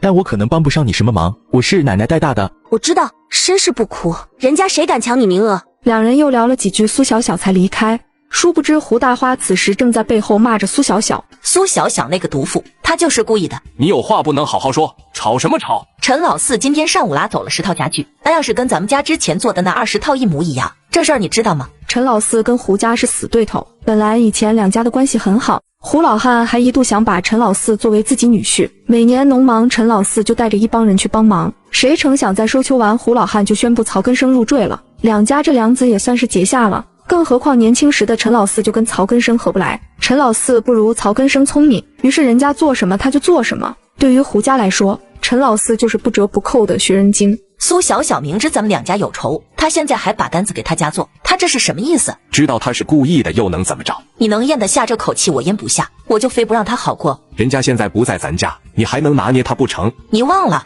他之前不是让咱家给他做3套家具吗？我就是让他烂场子里，也不让他苏小小好过。人家这家具不一样，这是用在这种时候，你还要跟我顶嘴是吧？明天的家具我就是不交，我倒要看看他能怎么办。曹根生嘴笨，纵使他有满肚子的道理，也还是说不过胡大花。第二天一大早，一个拉货司机来领货。你找错了，我家可没有你要的货。不可能了，我一路问过来的。我自己有没有订单我还不清楚啊，你头回来吧，这不是我家的提货单。司机又找了一大圈，实在没办法，他只能给货主回过去电话。这真不是我故意捣乱，他家非说没有我要的货，还说我找错了。行，我知道了，这不是你的问题，你回来到这边拉货。胡大花不发货这件事，苏小小可没被吓着，他只觉得他们实在有些蠢，伤敌为零还自损800。随后司机被叫回去后，苏小小让他把好时尚的3套普通型号的家具带过去。苏小小，这不行吧？这3套都不符合要求。那咋了？工人装错车跟我有没有货没关系，你放心，周老板，我只是临时借用，明天我就有货了。你哪儿来的货啊？曹家的货就是我的货，他跑不了。随后他又给司机安顿了几声，这才放心的离开。而另一边的胡大花虽然放狠话，但还是想把这3件家具卖出去。皇天不负有心人，虽然价格低了点，但好歹是卖出去了。可没成想卖出去的第2天，那3家就找上门来。曹老板，你家啥家具啊？我连夜往家里搬，结果不贴墙。曹老板，你家卖的啥家具啊？都不贴墙。是啊，我还以为是我家墙歪了呢。你们倒还好，我家这个拿回去差点把我大孙子给砸了。你说你家这个是不是次品？咋就次品了？那都是人家指明要的，你们那是不会放。老板娘，你这是瞧不起谁呢？我家又不是头回买衣柜。而曹根生听到这几人都快吵起来了，立马答应了退货。这几个人才回去。退，好人都让你当了。你要闹成啥样啊？让全村人都看咱家笑话。要不是你非不让人家提货，现在能有这事吗？你现在知道怪我了，你那活儿是哑巴了，现在知道马后炮了。两人争吵间，一个收2手家具的人停在了门口。多咋会收2手家具？一边去，这是家具厂，哪来的2手家具？老板娘，你这家具一看就是定制货，卖不出去可就砸手里了。同志，那你这家具怎么收啊？300一个，你要买3套我就要了，你要不卖那就算了。行吧，都给你。不过咱们可说好了，1手交钱，1手交货，不退不换。放心吧，知道规矩。于是金老板当场付了900块钱，转头就给苏小小拉回去了。小小，货到了。什么价位？300。可以呀，你不愧是老江湖。那必须的。于是这货稳稳当当的交到了店长手里。苏小小含泪赚了1000多，不过人多眼杂，这事自然也被传了出去。胡大花差点气疯。我就奇了怪了，我就说怎么昨天就正好有收2手家具的，他心肠怎么这么歹毒？骗完2万不够，现在还骗我3套家具。行了，现在说这些有什么用？曹根生不想搭理胡大花，他现在只担心被苏小小带走的那20套订单。他也最后悔那天老戴带着小赵回家，自己没有好好说其中厉害。而第2天苏小小就把其中10套分给了陈老四，要不把那20套全给我得了。别，我现在不求快，我求稳。货能准时交就比什么都强，别让我操心，这样我才能专心跑别的订单。对，新订单也重要，那就听你的。说完，苏小小又直接去了那个木材厂。哎呦，这不是小小吗？你怎么这么长时间才来？不会是找到其他货源了吧？哎呦叔，你这批货质量不错呀。老板一听他岔开话题，不由得心里咯噔一声。小小，你上回都说了，咱们是老相识，而且我这儿还近呢。那当然，要是同等条件下，我肯定选输。但是你这价格不是不肯松口吗？做生意嘛，谁不想便宜呢？但是咱又不是不能谈，你总得让我赚点。那咱价格也得厚道啊，不然那钱都让你一个人赚了，我图啥？我是图好玩啊，还是图晒得不够黑？木材厂的老板也是爽快人，3言2语谈笑间就把合同敲定了。苏小小立马就付了3000的定金。等他走后，老板才发现那协议上没填收货地址，这其实是苏小小故意的。他压根儿没想到这生意能成，他也根本没有地方放木材。爸，你认不认识能租仓库的人？你租仓库干啥呀？我捡漏了一批原料，打算做成板料，到时倒手一卖，我就赚了。你怎么能确定这个能卖得出去？我是谁啊？我可是考上大学的人，我倍儿聪明。好，我回头给你打听打听。谢谢爸，你真是我亲爸。苏小小就这样了却了一桩心事。等到第2天，他路过好时尚家具厂时，发现里面正在吵架。姓周的，我告诉你，你爸还在的时候，我就是厂里的熟练工，你爸的手艺都比不上我的，我工资怎么还越干越少了？你咋不问你自己，你干活了吗？谁不知道你一天就会指挥那几个小工，你凭啥拿那么多钱？那是我带的徒弟，这是手艺活儿，不动手哪儿来的手艺？亏你爸还是个木匠呢！你别给我倚老卖老的，我告诉你，我爸再器重你，你在我眼里也屁都不是。行，那我走。麻溜走，谁还留你不成？这话一出，张工就头也不回的离开了。老周叹了口气，回头竟在人群里看到了苏小小。老周，你这厂子的老师傅走了，以后新徒弟谁带呀？谁需要他带？我厂里新招的都是老师傅，他在这儿也是碍事，不干活还老挑刺，谁能受得了？好，你的家务事我就不掺和了，我过来是找你聊生意的。什么生意？有单子了？没有，不过我看你那些机器放着也是放着，不如租给我。周老板想都没想就答应了，反正现在也没活，那些机器放着也是吃灰，还不如租出去赚点租金。可现在的他还不知道事情的严重性。第2天，苏小小来拉机器的时候，厂里的工人都慌了。不是吧，师傅走了，机器也没了，这厂子要倒啊！我打算把厂子卖了。你打算怎么卖？15万。15万？你卖5万我都嫌贵。开玩笑，我这机器都是新的。我也开玩笑的，单纯路过。苏小小做事就要离开，周老板也慌了，要是苏小小不买，其他人还真就不一定能看得上他这个厂子。先别走啊，咱们有事好商量啊。那行，你把厂房租给我总行吧？不过你那些木材什么的也不好搬，就直接按市场价全卖给我。行，成交。结果就是老周开价15万，最终到手苏小小只花了6万8。隔天苏小小就把家具厂开起来了，还给自己挂了个新牌子，叫小小家具厂。随后苏小小就专门去找曹根生家具厂的工人，第一个要找的就是丁师傅。他经常被胡大花挑刺，可偏偏人家是技术最好的一个。丁师傅，你今天咋不上班啊？你不会是被胡大花给开除了吧？别提了，说多了都是泪。你说，我给你分析分析。原本每个月不是有20套的订单吗？那其实就是咱们厂的定心丸。但是丁师傅，这事儿可怪不得我头上，换成是你，你会把这些留给胡家吗？那肯定不能，反正现在没钱，大家工资就少，厂里僧多肉少，不够分啊。所以他们因为这个就把你给撵了？何止，还有好多老师傅都被撵了。苏小小听到这儿心思一动，丁师傅，那你要不要来我的家具厂干活呀？小小啊，你啥时候还有个家具厂啊？刚开的，厂里有7、8个师傅，我还想多找几个。你把订单留下来，自己做了。苏小小点了点头，随后给丁师傅画着大饼。丁师傅，我实话跟你说，我这厂子是新开的，虽然现在资金不太富裕，但是半年后我保准给你的工资不会低于在胡家的。你现在厂里有7、8个师傅，这人一多，我嘴又笨，到时候我怕出不好啊。你放心，我把各位师傅分成了2组，有一组就是留给你带的，就看你能不能找到技术过硬的师傅跟着你了。丁师傅满心欢喜，立马就答应了。于是美滋滋的从胡家厂子里开始挖人，这消息自然瞒不过胡大花他们。胡大花听到后差点一口气上不来，他骗了咱一个厂子，这死丫头有什么本事才能让人把订单都给他？这种话你别瞎说。我怎么瞎说了？他能造谣我儿子，我凭啥不能怀疑他？你还嫌当初敲锣打鼓给他道歉的事儿不够丢人啊？胡大花一听不乐意了，立马冲过去对着曹根生的脸就是一顿挠。曹根生，你是不是有病？你非要揭我痛处是不是？你干啥呢？有话不能好好说吗？我明天还要出差。我管你，你爱干嘛就干嘛，但是你现在就是找打。曹根生打不过，赶紧躲开就出了门，只剩胡大花一个人在家里怨恨着苏小小。我当时就是魔怔了，怎么就没看透这死丫头的本质呢？她除了有一张好嘴，还有啥？他思来想去就是咽不下这口气，于是给胡来打去了电话。妈，这是真的？这还有假？他还把咱厂里的老丁头给挖走了。既然他开厂，那咱就挨个举报他不达标。还得是我儿子，那我就这么干。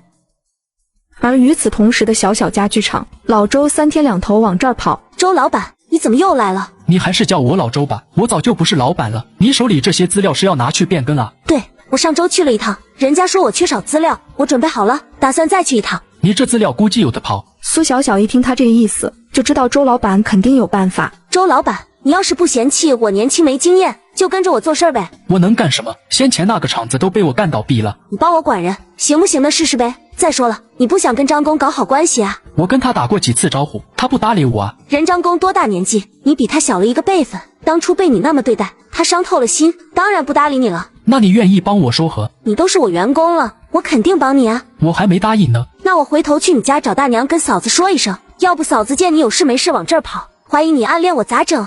你少胡说八道啊，我可啥事都没有。老周直接吓得跳了起来，同时就顺理成章的签了合同。跑材料的事苏小小也就交给了老周，而那边的胡大花跟胡来通完电话后，就立马去举报了。胡大花还真是不消停啊。我们也是听说的，不过他们都不怕你去举报他。举报我肯定是要举报的，那厂子没人比我更了解。随后苏小小找来了老周，详细问了问关于营业执照的事。我这营业执照还在申请中，我这工厂能开工不？那指定不能，不过这种事一般没人查，只要你的营业执照最后办下来了就没事儿。有事儿，胡大花举报我。老周甚至还没来得及说话，一个师傅跑了过来。苏厂长，不好了，外面来了一群人，说他们是工商所的。苏厂长不好了，外面来了一群人，说他们是工商所的。不是吧？真来啊？咱们手续还没办呢。见机行事吧，说什么也不能让他们把厂子关了。等苏小小出去后，一眼就看到了人群里缩着的胡大花。领导好，我是这儿的新厂长，你们今天过来是有啥事吗？你好，我们是工商所的，这边接到举报，说你是无证经营，我们来核实。怎么可能？我们怎么可能没有证件呢？那麻烦让我们看看家具厂的营业执照。这门口太阳这么大，你们要不先进来坐会儿吧？不用，我们就核实一下。领导，我看他压根就是没有营业执照，他就是故意拖延时间。谁说他没有营业执照的？苏小小看到眼前来人不由得疑惑，他没有见过这个人，不会是来捣乱的吧？苏小小刚要开口，胡大花却抢先了一步。小伙子，你不会也是来给他拖延时间的吧？拖不拖延也不是你说了算。您好，这是厂子的营业执照。这证件没问题，不可能，领导，这男的都不知道哪儿冒出来的，他肯定是帮着办假证的。咋可能？这是不是真的？我们还能不知道吗？你这个大娘，你别叽叽喳喳的。与此同时的老周看着眼前的男人也是一脸懵，但是领导的话也算给这件事定了结果。随后又说了几句，他们一行人便离开了。胡大花气不过，也只能悻悻地跟着走了。谢了呀，不过你谁啊？我可是你素未谋面的丈夫啊，苏小小同志。哎呦，小小，你还真结婚了？散了吧，散了吧，别看热闹了，不知道哪来的人，走错了吧？喂，我帮了你，你还装不认识我？我刚不是说谢谢了吗？再说了，没有你我也有的是办法，更何况咱俩没见过，万一你是某个暗恋我的人，那可怎么办？这会儿轮到傅恒江愣住了，他有些后悔刚刚答应王玉珍来看他所谓的媳妇了。亏我还好心过来帮你，你不识好歹。说完这话，他就直接离开了。小小，这真不是你老公啊，看着这人不像装的。不像装的也不像真的呀，我男人还残疾着呢，谁知道这是不是冒充的？不过小小，要是没有他带过来营业执照，你打算怎么蒙混过关？这对我来说还不是小意思啊，你关厂子也是要手续的，但是你没去办，所以营业执照可以接着用你的，咱们私下交易，人工商所的又不知道。还得是你，要不说你能当厂长呢。少贫嘴多做事，忙去吧。这边苏小小把老周撵走，那边他就打听好老周家的地址，直接就去上门拜访了。姑娘，你来我家有事啊？阿姨，我叫苏小小，是周老板那个家具厂现在的老板，我想顺带给厂里找个做饭的阿姨。那你这个有啥要求不？身体好，会做饭就行，1天2顿也好做，一荤一素就家常菜就行。周大娘赶紧看了眼一旁的儿媳妇，周大嫂赶紧借机说话。苏厂长，你找我啊？没结婚之前我给人家职工食堂做饭，我家里的饭也都是我烧的。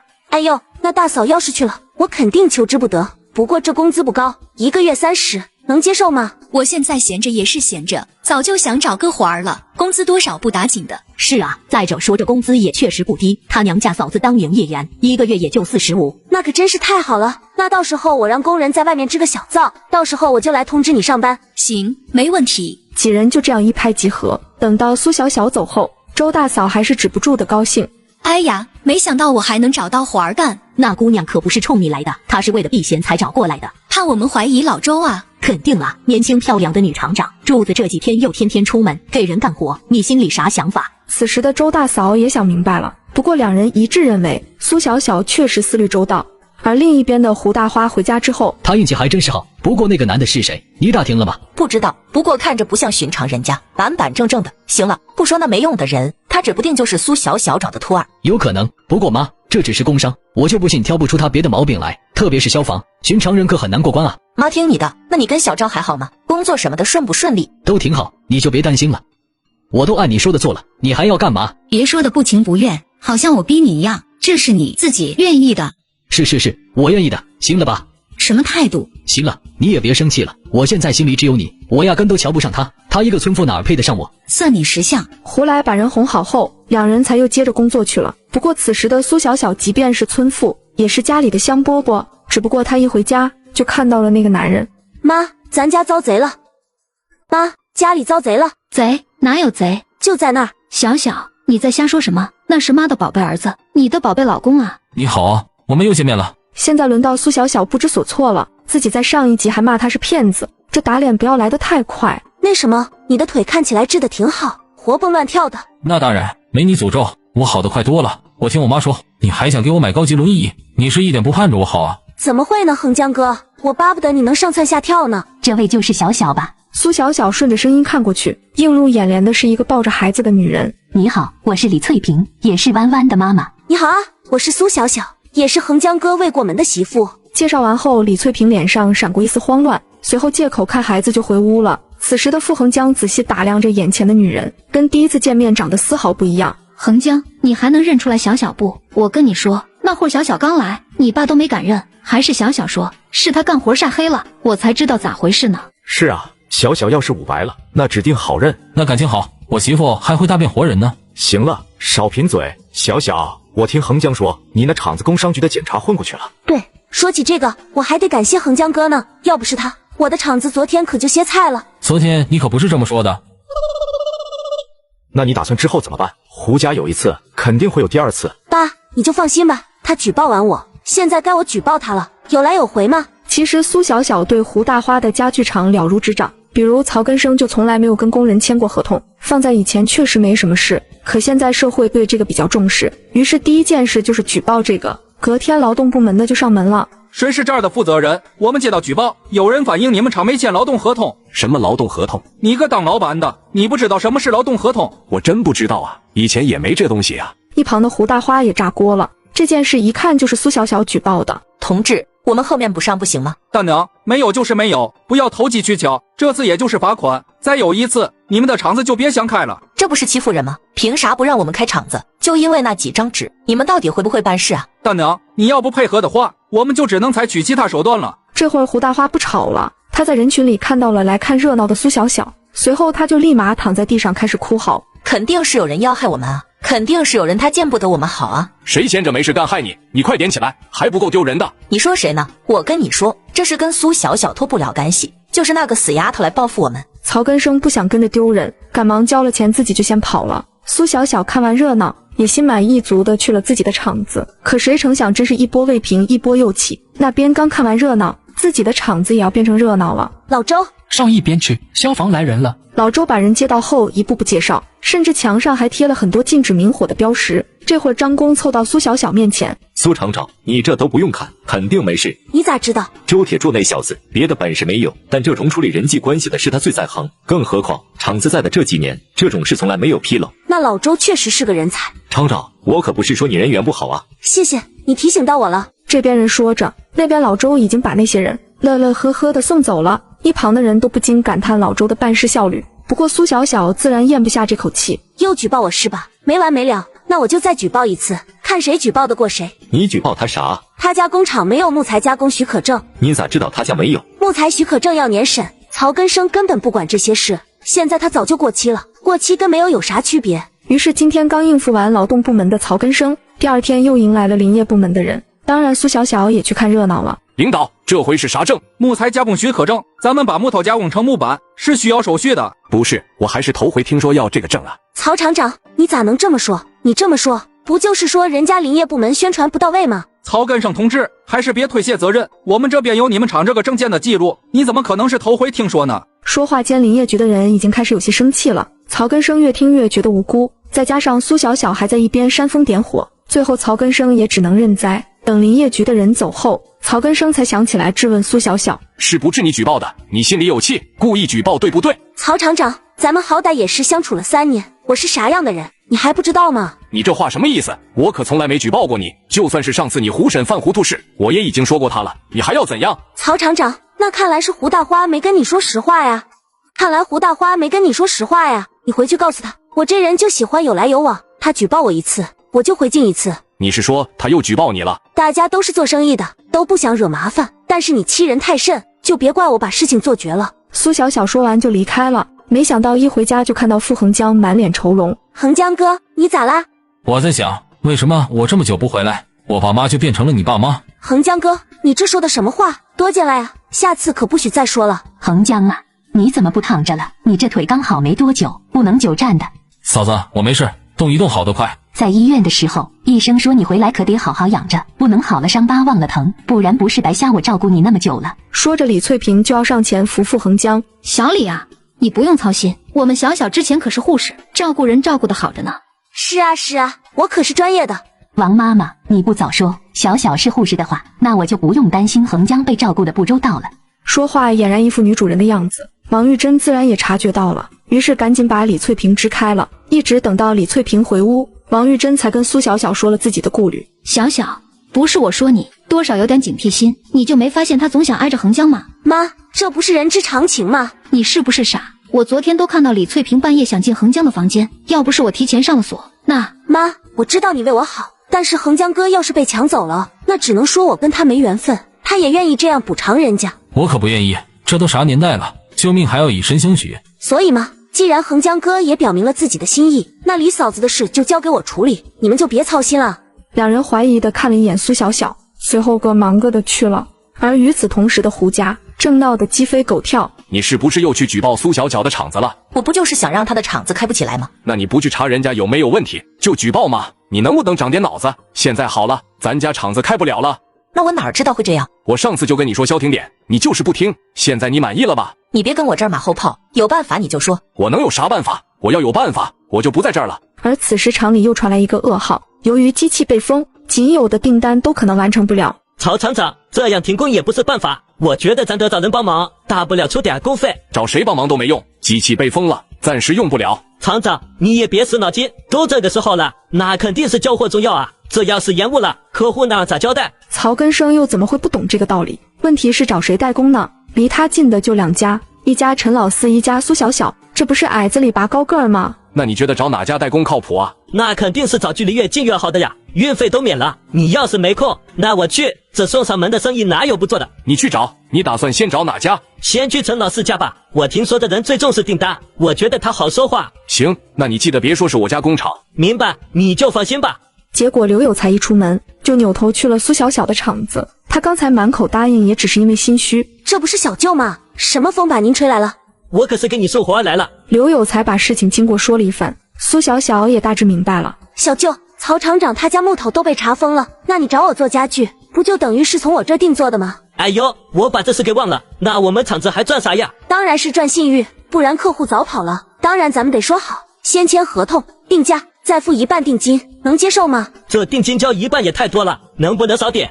小舅，定金对于守信的人来说多少都一样，但是曹家的生意我就这么做，你要不答应，那你就去找陈老四。我都来找你了，我还找他干啥？就是我身上没带钱，我得回去请示一下领导，行不？行啊。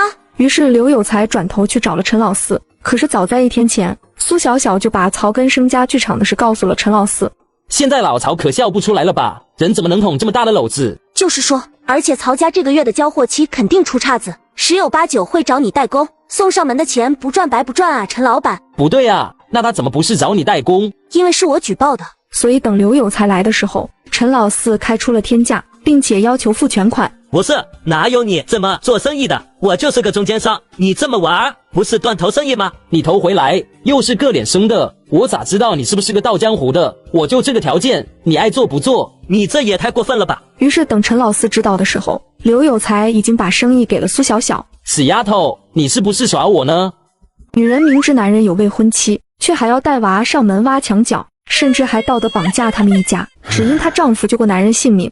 妈，我也来家里这么些天了，我想问问你们对我感觉咋样啊？你在叫我妈啊？这不是顺嘴了吗？我听小小就这么叫的，这不是两码事吗？要是你们觉得快的话，那我慢点也成。停！小李，你是不是对我们有什么误解？一时间周围人都说不出话来。李嫂子，不带这么道德绑架人的啊！恒江，我都把心意表现得这么明显了，你感觉不到吗？小小是你的未婚妻不错，可我是真心喜欢你的。嫂子，我尊称你一声嫂子，就是我把你当长辈来看。我一直认为你对我就像我妈对我一样。不是恒江，我可没拿你当儿子啊。那你也不能拿我当老公啊。谁要抢我老公？苏小小刚回家就听到大家讨论谁老公的事，她也知道自己是时候该出手了。李嫂子，你就没想过以后怎么过生活吗？小小，你不会是来嘲讽我的吧？我也就不藏着掖着啊，我没本事，谁都指望不上，唯一的出路就是找男人当依靠。那你也不能找别人的男人当依靠啊。你少说两句。我是生了龌龊心思，我是想赖着恒江，我就是觉得他欠我男人一条命，那他赔我一个不应该吗？李嫂子，你别激动。我能不激动吗？我没有出路，我甚至想直接带着几个孩子跳河算了。那不行，你可以跳，但咱得留下。一时间李翠萍竟被气笑了。那既然你说的差不多了，咱们就好好聊聊你和孩子接下来该怎么活。你什么意思？难不成你打算把恒江让给我？大白天别做梦，咱们女人之间不聊男人。你现在要想好，你是想找个男人嫁了，还是想先把家撑起来？李翠萍似懂非懂地看着苏小小，苏小小趁热打铁，开始劝诫李翠萍：如果你要嫁人，那么相亲的时候你就得跟男方甩出自己的筹码。我的筹码？你的筹码就是傅家，你的娘家靠不上，有我在，你成不了傅家的媳妇，但是可以让她变成你的娘家。你有一个实力这么雄厚的娘家，还怕男方对你不好？但是第二条路就是你用抚恤金自己做生意，撑起你自己的家。李翠萍越听越傻眼，她从小接受的教育就是相夫教子，没人告诉她可以实现自我价值。可是即便苏小小说的天花乱坠，她还是坚信再嫁才是自己最好的归宿。小小，我理解你的意思，可我不想搞那些只有重新嫁人我才能有靠山。好，那么傅家会给你好好物色一个好人家，以傅家的名声和威望，你就等着过好日子吧。这些话说完，李翠萍顿时觉得生活明朗了些，她也不再念着傅恒江。行，我妈彭江，我想好了，我明天就回去。回去你去哪儿啊？我想先回娘家一趟，这边啥情况总要跟他们说一声。也好，免得他们在家里焦心。不过我想给俩孩子送。李嫂子，你先回，其他的事儿咱们慢慢商量。也行。王玉珍他们没想到李翠萍这么轻易就被说服了。第二天一早，李翠萍带着小儿子就要走，弯弯在院子里哭得撕心裂肺。一大早的嚎啥嚎呀？都说了没法带你，没法带你，你咋就不听话呢？不要凶我们弯弯，我们弯弯那么漂亮，怎么成哭赖包了呢？这会儿傅德民想要去送李翠萍回娘家，苏小小立马上前把人拦住。爸，你要是送李嫂子回家，李嫂子家的人还不得趁机找你麻烦呀？你肯定不能去。那总不能让小李一个妇道人家背个孩子，还提着那么多行李出门坐车吧？我送李嫂子回去。那怎么行？那万一人家为难你咋办？我又不姓傅，怕啥？更何况我也想把弯弯带回去，看看李嫂子娘家人对弯弯是个啥态度。说话间，苏小小已经准备好出发了，一连骑了3个小时，他们才到了李翠萍的娘家。翠萍，你怎么回来了？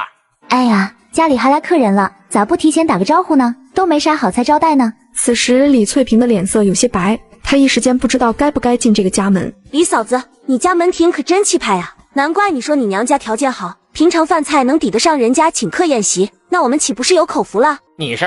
我是苏小小，李嫂子说想家了，我特意把她带回来看看。说着，苏小小还把摩托车推了进去。李家人都惊讶了，摩托车对于乡下人可是稀罕物件，这说明苏小小可不是一般人啊。小小事吧，要是不嫌弃的话，一起吃点呗，好不容易来一趟，坐着咱一起吃点。哎呦，你这么一说，我还真饿了。大叔大婶大哥大嫂，我饭量大，你们不嫌弃吧？不嫌弃，吃多少管够。而此时的李翠萍倒像是来家里的客人。翠萍，还愣着干啥？过来吃饭啊！吃个饭还得3催4请啊！李嫂子，你都回家了，咋比我还像客人？好歹你爸妈可是亲的，赶紧坐。我看大哥大嫂也不是那种计较一顿饭的人。那肯定啊，自家妹子一顿饭算啥？就是啊，姐一看就是通情达理的人。苏小小几句就把这一大家子哄得团团转，而李翠萍刚坐下，李父就借口把人喊走了。没一会儿，里屋就传来了争吵声。我就回来住一晚都不行吗？你凭啥住一晚？这是你家吗？你就住，你是嫁出去的姑娘，你心里没数吗？要不是还有客人，我都不想让你进门。男人刚走，你就带着一身晦气回门。爸，你怎么能这么说我？那我还要怎么说你？那抚恤金给的不少，也不见你拿回来补贴一下你哥，给你哥买辆摩托。那是我男人拿命换的钱。谁不知道？但你想要娘家给你撑腰，你就什么好处都不给吗？爸，我到底是不是你们亲生的？此时屋外的李大嫂也只是若无其事地笑着，让你看笑话了。李姐，家家有本难念的经。没一会儿，李翠萍红着眼睛从里屋出来了。小小，能不能麻烦你把我送回去？我本来就在这儿等你一块回呢。大叔大娘这一家子人几人，哪有你住的地方啊？就是啊，我家这闺女就是没有眼力劲儿。所以苏小小又骑着摩托把人带了回去。没想到刚到门口，就看到苏小娟东张西望的。你咋来了？我咋不能来？你理直气壮的样子，倒让我怀疑现在是谁嫁过来了。别扯那些，横江哥是不是好了？你自己没长眼啊，不会自己去看？那不行，我害羞。你告诉我。开什么玩笑？傅横江现在是我男人，我凭啥告诉你？苏小小，你别一副高高在上的样子，这人还是我让给你的，要不是我，你能嫁进这么好的人家吗？两人说话间，傅横江竟然出来了。小小，李嫂子都进去好一会儿了，你在外面干嘛呢？横江哥，苏小娟，你还真是不见外啊！谁知苏小娟就像没听见话一样，直接凑了过去。横江哥，你恢复的不错啊，什么时候回来的呀？怎么也不告诉我一声？你谁啊？我认识你吗？小小，都说了，别跟这些不认识的人说话，回家。于是没等苏小娟回话，傅横江就直接把苏小小带进去了。可苏小娟怎么可能让他们就这么忽视自己？她当即决定联系苏小小那个退婚的未婚夫。你说什么？苏小小有相好的，婆家还是夫家，他们怎么可能在一起呢？反正我说的都是真的，你爱信不信，人家离了你，现在可是过上好日子了。谁允许他过好日子的？他不过就是一个村妇，乡下人怎么能攀上夫家的高枝？不行，我绝对不能让他俩结婚。于是胡来破天荒的瞒着小赵去了傅家，还是趁着苏小小不在的时候去的。婶子，你们怎么就答应让小小嫁过来了呢？小伙子，你谁呀？怎么一进门就说胡话呢？婶子，我实话跟你说，小小是我前未婚妻，我们可是实打实在一起了3年，她怎么能背着我说找就找呢？谁啊？哪个不长眼的还上门嚼舌根？小小，你可算回来了，我正跟叔叔婶子说呢，我知道你还在闹脾气，之前的事儿也是我不对，是我太冲动了，我跟你道歉。胡来，你哪来的自信？还不如等我结婚的时候，你多给我上点礼钱来的实在。这会儿胡来也是傻眼了，他可不能让苏小小嫁进去，不然自己以后哪有好日子过。小小，你就别胡说八道了，你闹小脾气我没意见，我也能原谅你。回来吧，咱还是一家人。你脑子被驴踢了吧？里面的江湖都没摇匀就来找我说话，你也配？你还要闹是不是？你再这样我真的生气了，哪怕以后你跪在我面前求我，我也不会再跟你和好。爱生不生关我屁事，没事干不知道怎么说话就回家练练去，别一上门就满嘴喷粪。说着苏小小直接就把胡来赶了出去，王玉珍甚至还没来得及发挥，一旁的傅德明更是惊得说不出话来。爸妈，横江哥说过了，不要跟不认识的人搭话。好好好，我看那人不是痴就是傻，跟他说话掉智商。没一会儿傅恒江也回来了，恰好这时于小亮的电话也打了进来。我是于小亮，我想问一下，我那个学籍被顶替的事是不是可以找人了？你打来的刚好，我正要找你呢，我们下午老地方见。你在跟谁打电话啊？我听声音是个男的，咋还老地方见？一个被人改变命运的可怜人，我要去办的事儿，可关乎两个人的命运还有前途。还有，可怜人不分男女。谁说这个了？我是说你单独见一个男同志多不好。我们在人多的地方见面，你就放心吧。没等傅恒江再说什么，苏小小就直接出门了。来吧，说说你现在掌握了多少证据。来吧，说说吧，你最近找到什么证据了？其实我把该找的都找了，但是证据真的少之又少。我跟方记者对过了，他拿到最明显的证据就是我户籍上的照片变成了丁向东。家里有本事还真是不简单。另外方记者还说需要我们制造突破口，因为稿子他们领导还要判断能不能发。那肯定，人家方记者跟咱们合作，他也有一定的风险。他能有什么风险？假如我要是记者，我肯定会把天下不公的事儿都给写出来。此时恰好方圆也到了，这些话生生钻进了他的耳朵里。怎么，你现在是在怪我啊？于小亮同志啊，半年的社会毒打，怎么还没有让你走出象牙塔？你以为报道是你想发就能发的吗？没错，我给小小发布寻找贾小小的报道，直接就被驳回了。不过我有个同门也办过类似的事儿，我觉得咱们可以参考一下。于是几人商量过后，当即选择分头行动。于小亮跟方圆去派出所报案，苏小小则选择回家找傅德民，让他帮忙把证据递交给检察组。没多久，赵红霞就被人找上了门。你是赵红霞吗？我不是。你不用否认，你只需要回家告诉你爸一声，有人在查学籍的事儿。你是谁？你为什么跟我说这些？因为咱俩一样，我就让我跟你说的，估计很快就轮到你了。那个男生说完就离开了。赵红霞在原地站了一会儿，之后就给赵景庄打去了电话。不可能，红霞，是不是你在学校得罪了什么人？有人知道了传闻，要威胁你？没有，我一直都本本分分的，我什么也没做。会不会是那个苏小小？她怎么就偏偏抓着我不放呢？哪怕收了钱，她也要害我。这种人怎么配去上学？红霞，你先别激动，你跟爸说，那个人到底是怎么跟你说的？爸，我太害怕了，他就说现在有人在调查，让我跟你说一声。行，爸知道了，你就安心上学，剩下的事交给爸。可赵景庄不知道的是，这会儿舆论已经开始发酵，于小亮的采访被放了出来，一时间证据铺天盖地。苏小小怕于小亮被人找上门，于是他连忙联系于小亮。你这个时候可千万不要冒头，除了调查组的人找你，其余人一律不要理。我知道，他们给我多少钱我都不会原谅。我奶奶那个时候还觉得我会100%考上大学，结果我却没有收到录取通知书。她老人家死不瞑目，我绝对不会动摇。好样的，我就喜欢你这种一根筋的劲儿。说完苏小小就挂了，没成想傅恒江正在后面偷听。恒江哥，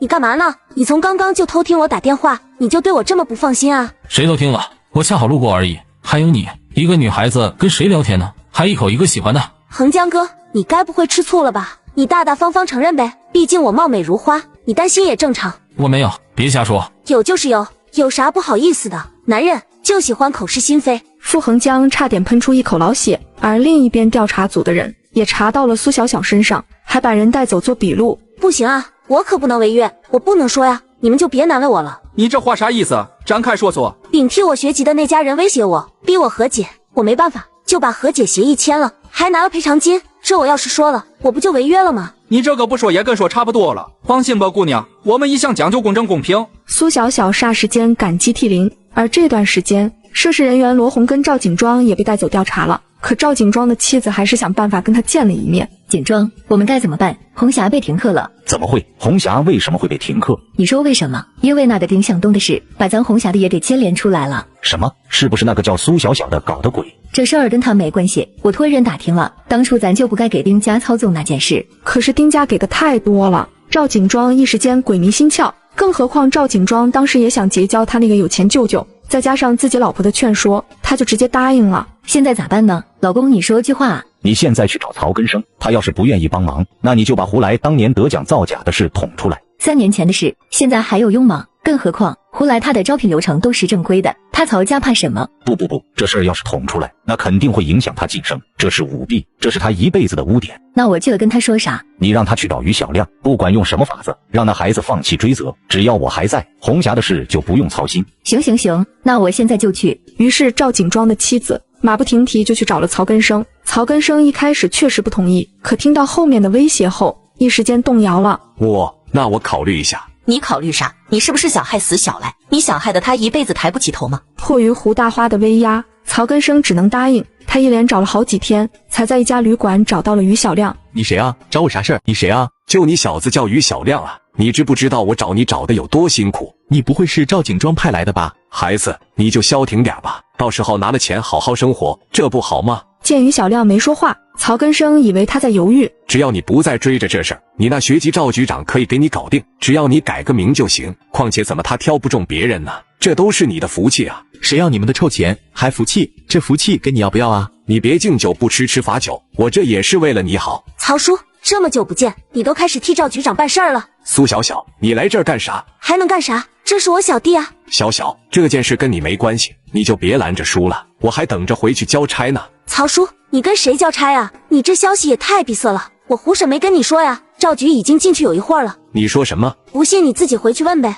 我骗你干啥？此时曹根生也顾不得那么多，直接撒腿就跑。其实他是不急的，但是架不住他害怕胡大花呀。小小，你刚刚说的是真的吗？那当然，我来之前都打听好了，他证据确凿，想跑也跑不了。那个小小姐，谢谢你啊。小事儿，你歇着吧，我得回去了，还有事儿呢。苏小小早就料到赵家母女会过来，果不其然，等她回了傅家，就看到泪流满面的母女俩。小小，是我对不起你，你救救我吧，我不要了，你的学籍跟大学我都不要了，我只想要我爸。苏小小，你跟我家红霞好歹也是高中同学，你忍心看他这辈子就这么毁了吗？你当时自己都选择了和解，你能不能劝于小亮？你都这么说了，那你们是怎么忍心看着我这辈子就这么毁了的？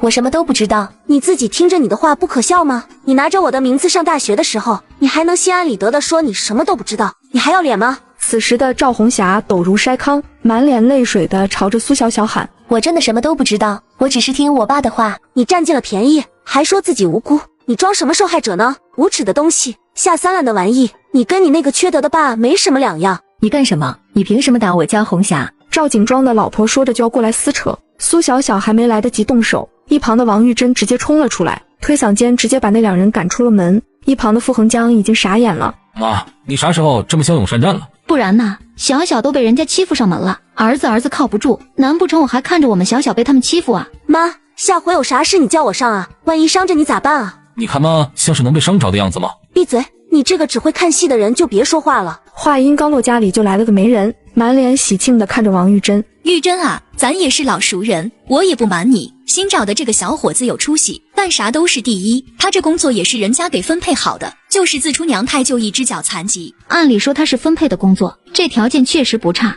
就是他这腿。玉珍呐，那他的腿要是好好的，那人家也不能找带孩子的寡妇啊。王玉珍一听也在理，苏小小先前就一直在说，这世上没有十全十美的事，这会儿李翠萍也过来了。婶子，我愿意跟他相看，我这人也就是看对方人品，要是人品好，其他的不是什么大问题。行，那我回去就跟人家说，找时间你们见个面。媒人满脸高兴的离开了，仿佛这事儿就是成了一样。而另一边的曹根生刚回家，就看到胡大花坐在地上哭嚎。你干啥呢？家里也没人走啊。赵副局完了，他早就完了，他老婆四处求人都没人愿意帮忙，谁都不是傻子。不对，我去问问小来。胡大花麻溜的从地上爬起来，给胡来打去了电话。小来啊，你那边咋样啊？妈，我这边没啥影响，都挺好，我是正规进来的，啥问题也没有。不过听说新上位的那个是赵景庄的竞争对手，那你以后升职是不是没办法了？没事妈，好歹我也是留学回来的，别担心了，我先去忙了。然而让胡来不理解的是，小赵的亲爸被带走，他却一点都不着急。此时胡来心里也更加怀疑，于是他去打听了一番，没想到竟发现小赵一直以来都在骗自己。于是他刻意去问小赵，你没事吧？我没事啊，你咋了？问我这个干啥？你还想骗我到什么时候？你爸根本不是赵副局，你别跟我说你连爸都能认错。胡来，你说什么呢？你不也受到赵副局的帮助了吗？你在这儿装什么清高？你骗我在先，你还有理了？要不是你爸，我根本不会多看你一眼。你有病吧，泼妇！你才泼妇呢！你全家都是泼妇！你给我等着！苏小小，我反悔了，我要跟你结婚。你有病啊！说退婚就退婚，说反悔就反悔。我承认，之前都是我的错，是我太自私了，但这也不能全怪我，你当时都不挽留我。你这话说的，难不成我还要跪着求你娶我呀？倒打一耙的本事倒是不小。苏小小，你就别任性了，我们好歹在一起3年，家里都知根知底的，只有我们在一起才是最合适的。说话间，傅恒江从里面出来了。从哪儿冒出来的神经病？挖墙脚都挖到家门口了。你谁呀？你抢我媳妇儿？你问我是谁？你就是那个傅恒江啊，不是说腿断了吗？你才腿断了。不过你来都来了，记得参加我们的婚礼，也别小气，多随点份子钱。没等胡来回应，傅恒江就带着苏小小回去了。恒江哥，你这战斗力也挺强的。这还不是跟你学的吗？不过他怎么突然回来找你了？不会被现在那个甩了吧？怎么可能？别瞎猜了，好好准备李嫂子的婚礼吧。这个有什么好准备的？妈，恒江哥不想李嫂子嫁出去。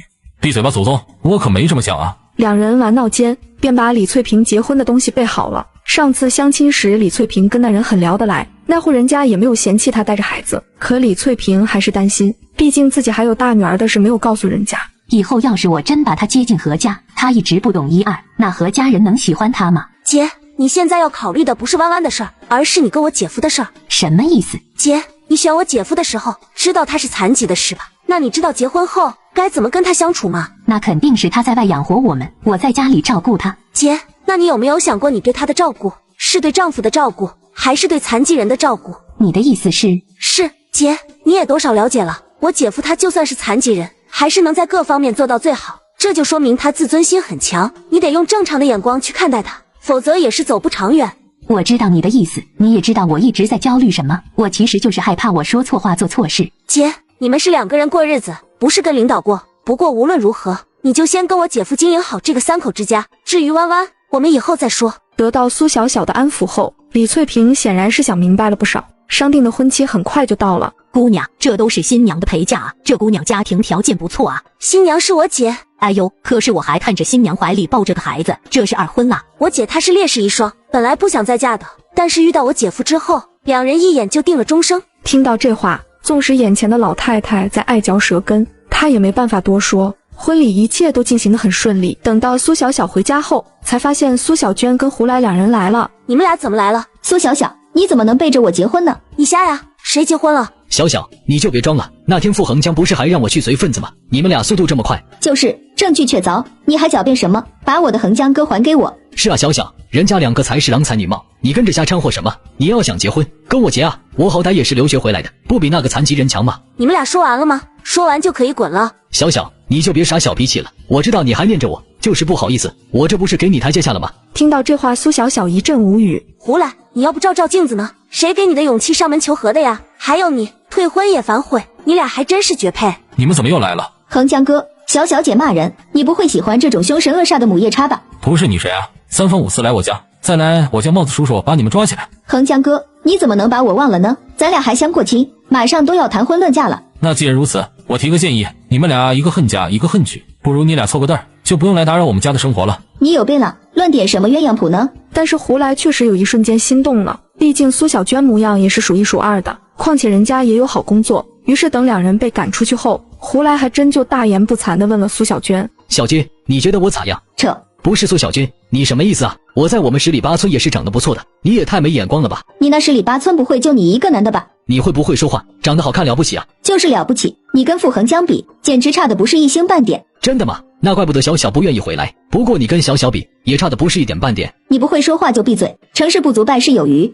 苏小娟不想跟他多纠缠，于是快速离开了。等胡来回到家后，却收到了晴天霹雳。小来，我听小赵说你工作没了，这是怎么回事啊？妈，你瞎说什么呢？我不是干得好好的吗？那小赵把你的辞退报告都带过来了，这还能有假？你是不是得罪人家了？你去服个软吧。妈，小赵他根本就不是赵副局的女儿。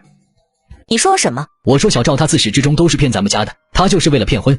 老曹，你知道这事不？见曹根生不出声，胡大花心里也明白了。曹根生，你个杀千刀的，这么大的事你不早说，现在好了，苏小小开了大厂，到手的富贵全跑了。我说了你会听吗？哪次不是你打断我说话？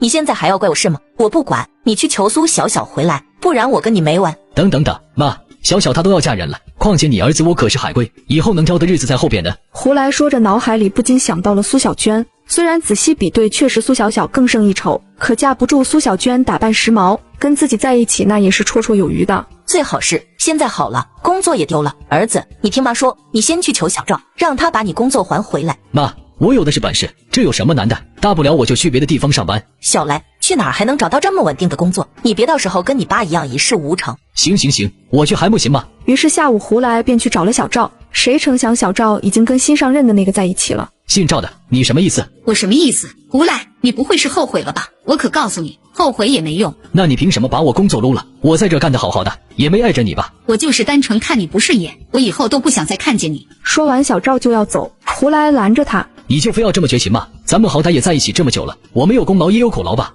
你有什么苦劳？谁跟了你才是下辈子受苦，我可不想后半辈子当寡妇。你瞎说什么呢？你这是造谣。我有没有造谣你自己心里清楚。在国外的时候，不是我陪着你一起去治的吗？怎么这些你都忘了？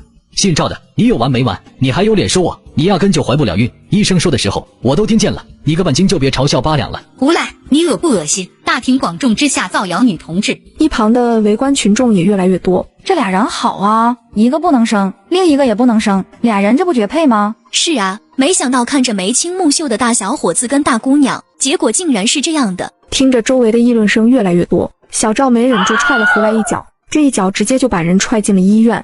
呀，这不是胡来吗？怎么了这是？苏小军，你怎么在这？我是护士，我不在这我在哪儿？不过你也真够惨的，被人一脚踹进医院的，我还是头一回见。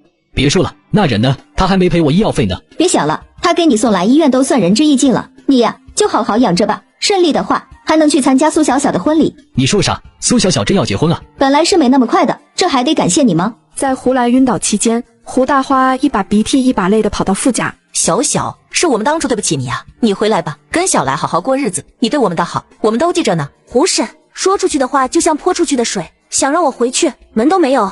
小小，你怎么能这么不念旧情？我们好歹实打实生活了3年，你就说这3年婶子对你咋样？不咋样，你可得凭良心说话呢，你这死丫头。胡婶，你要没什么说的就回吧，胡来都住院了，你再不去看，说不定你家可真就断子绝孙了。